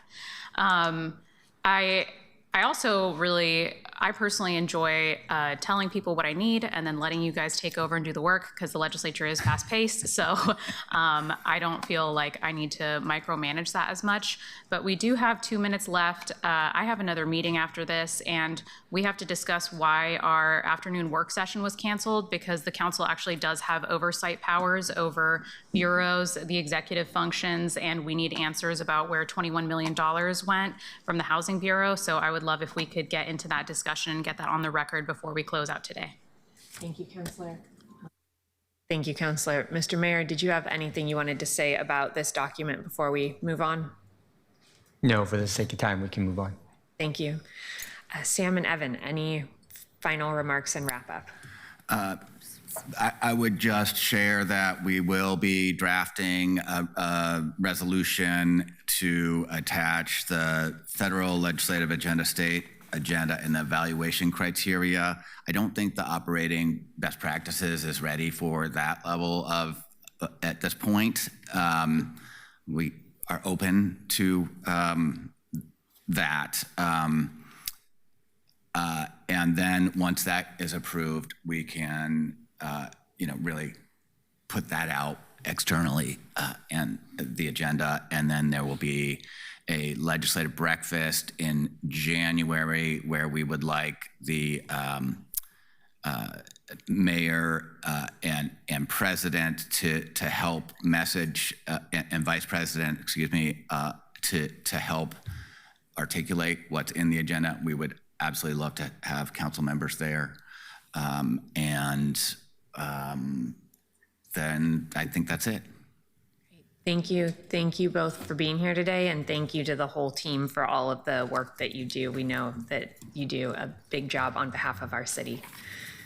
I want to take 30 seconds. Councilor Green asked a question previously that Councilor Murillo just reiterated. As many of you know, for a little over a month, I've been working with the initially conversations with the vice president, and then with the chair of housing and homelessness, conversations with a number of other counselors throughout about having a work session in early December on homelessness and housing, given the December 1st deadline that has just passed that the mayor had set out for his plan, given that we are about to receive back the work that the administration has done on the Unified Housing Plan, given that we are about to take a vote in the coming weeks on the KPIs for our joint work with the county. It seemed like there was a lot coming together, and we should just sit down and talk about where everybody's at and what everyone's priorities are.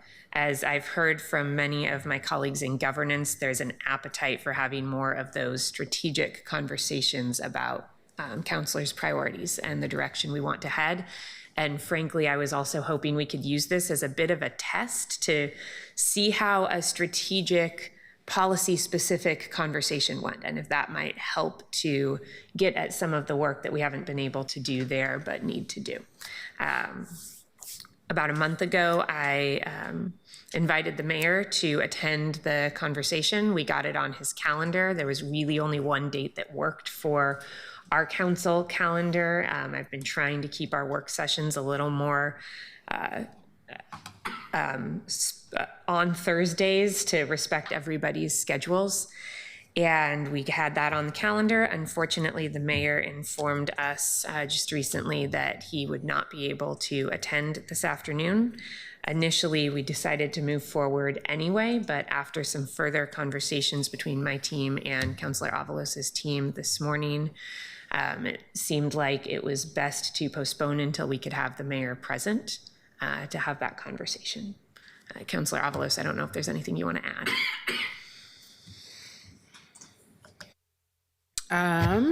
Yeah, I think that we pivoted because we were told that the mayor could not be there. This conversation without you is impossible, especially because you have been leading on the shelter process.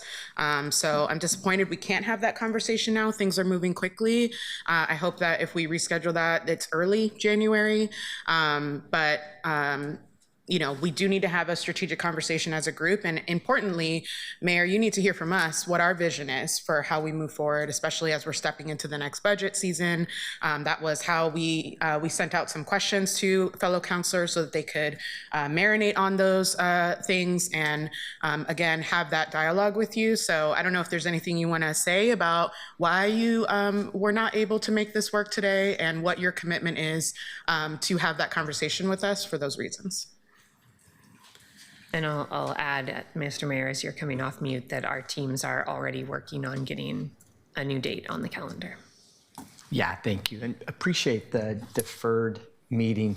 The overall focus at the city, at the administrative side, is to be prepared, to be focused and make sure that we can provide a professional response. And the team, after querying what they weren't ready with, absenteeism project and the shelter to housing strike team has been working in overdrive to hit a particular December 1st goal.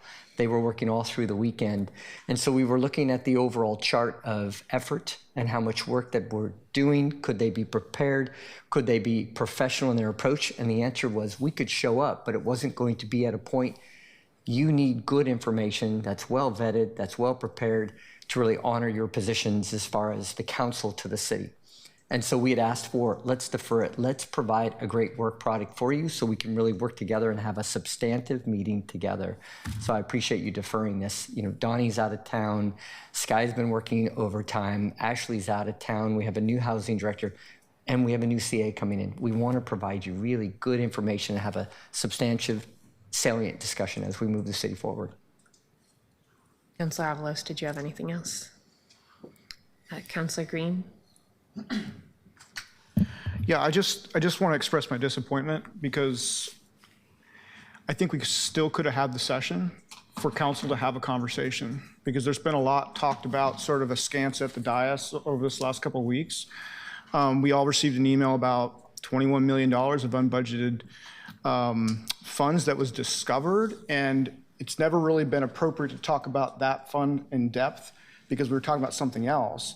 We could have used that space to talk as a body to decide how we want to figure out how we take action as a collective body to get the answers that we need in a timely fashion and exercise our investigatory powers if we need to do so. We could have had that conversation. We're not having it. And so for me, it looks like the mayor and the city administrator and their DCAs said, we don't want to have this discussion right now.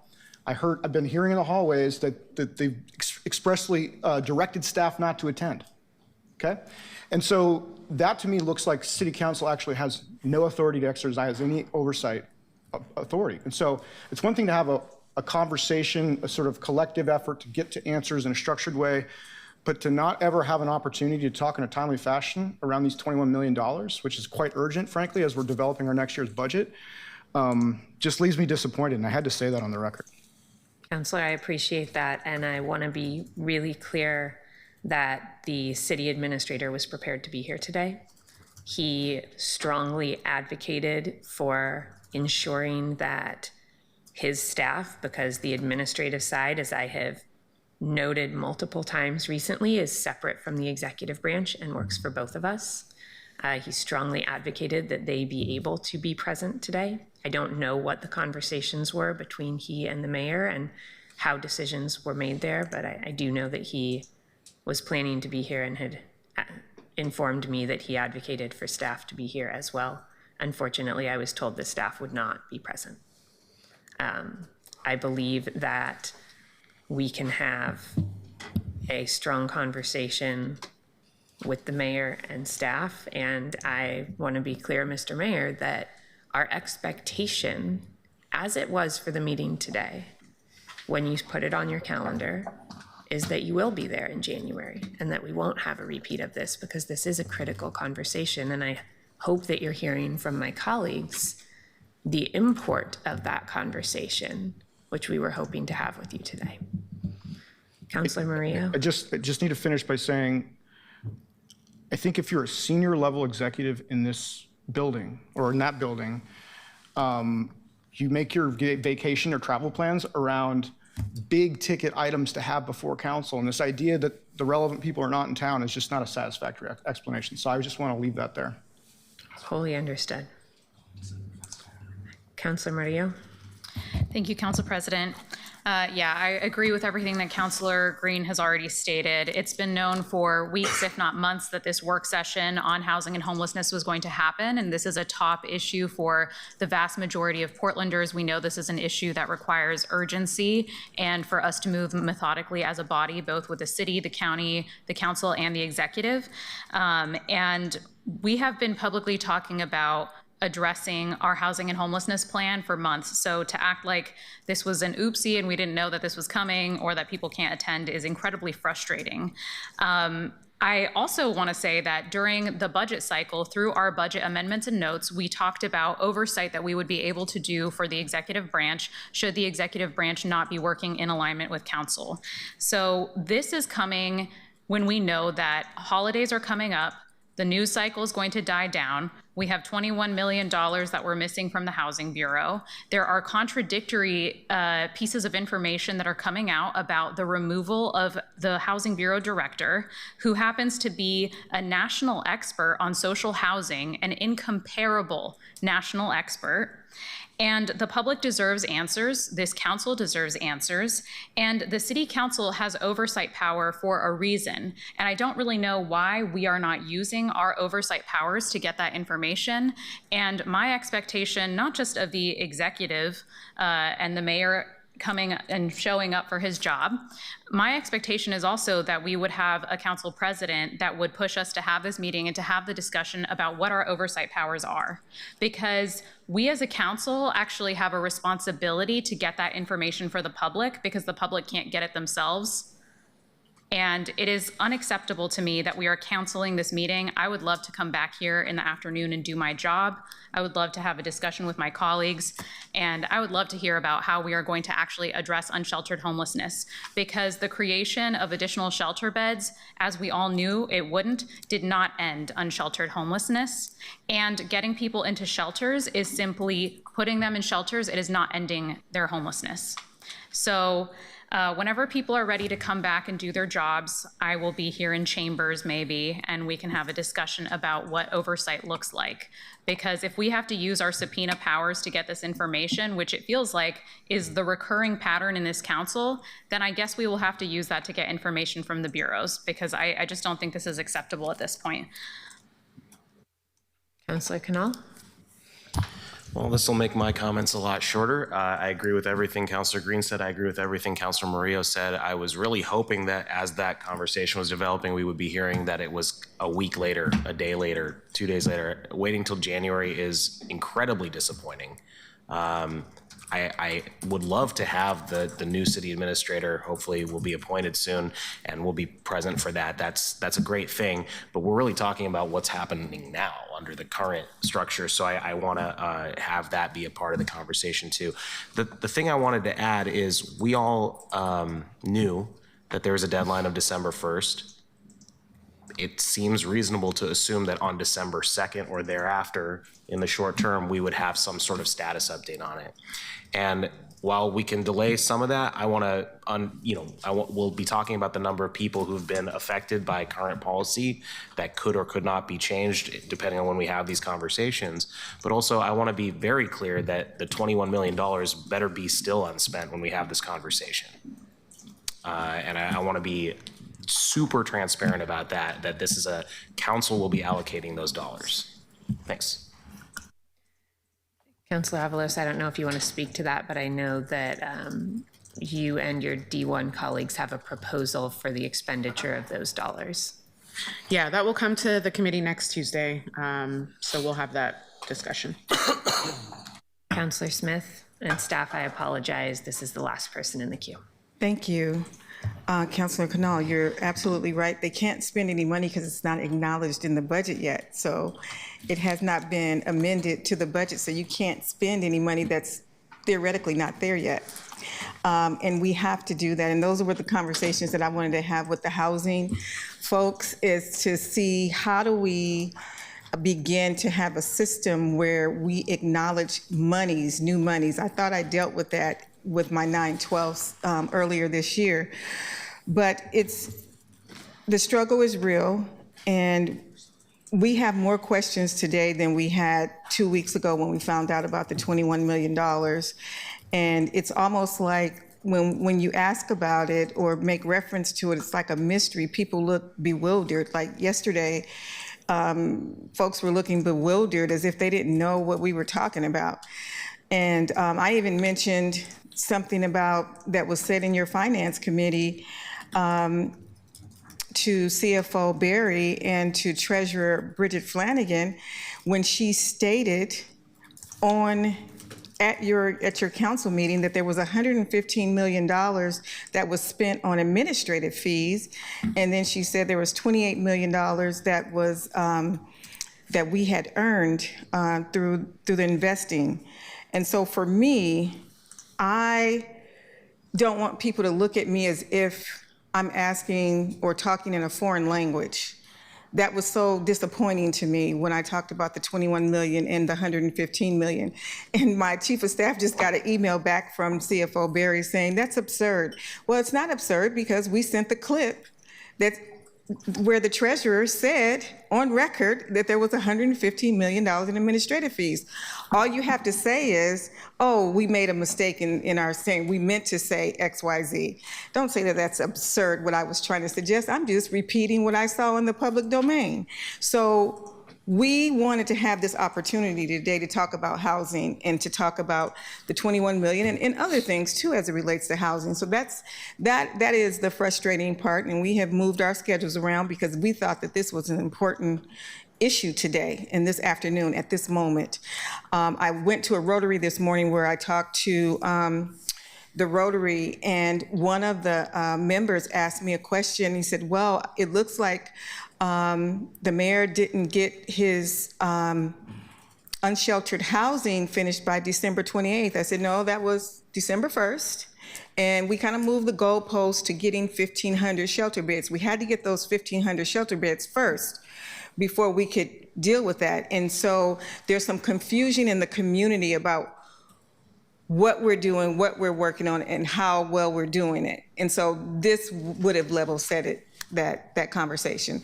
So thank you, Councilor, Madam President, for kind of giving us the background on it. I appreciate that, and I look forward to the conversation in January.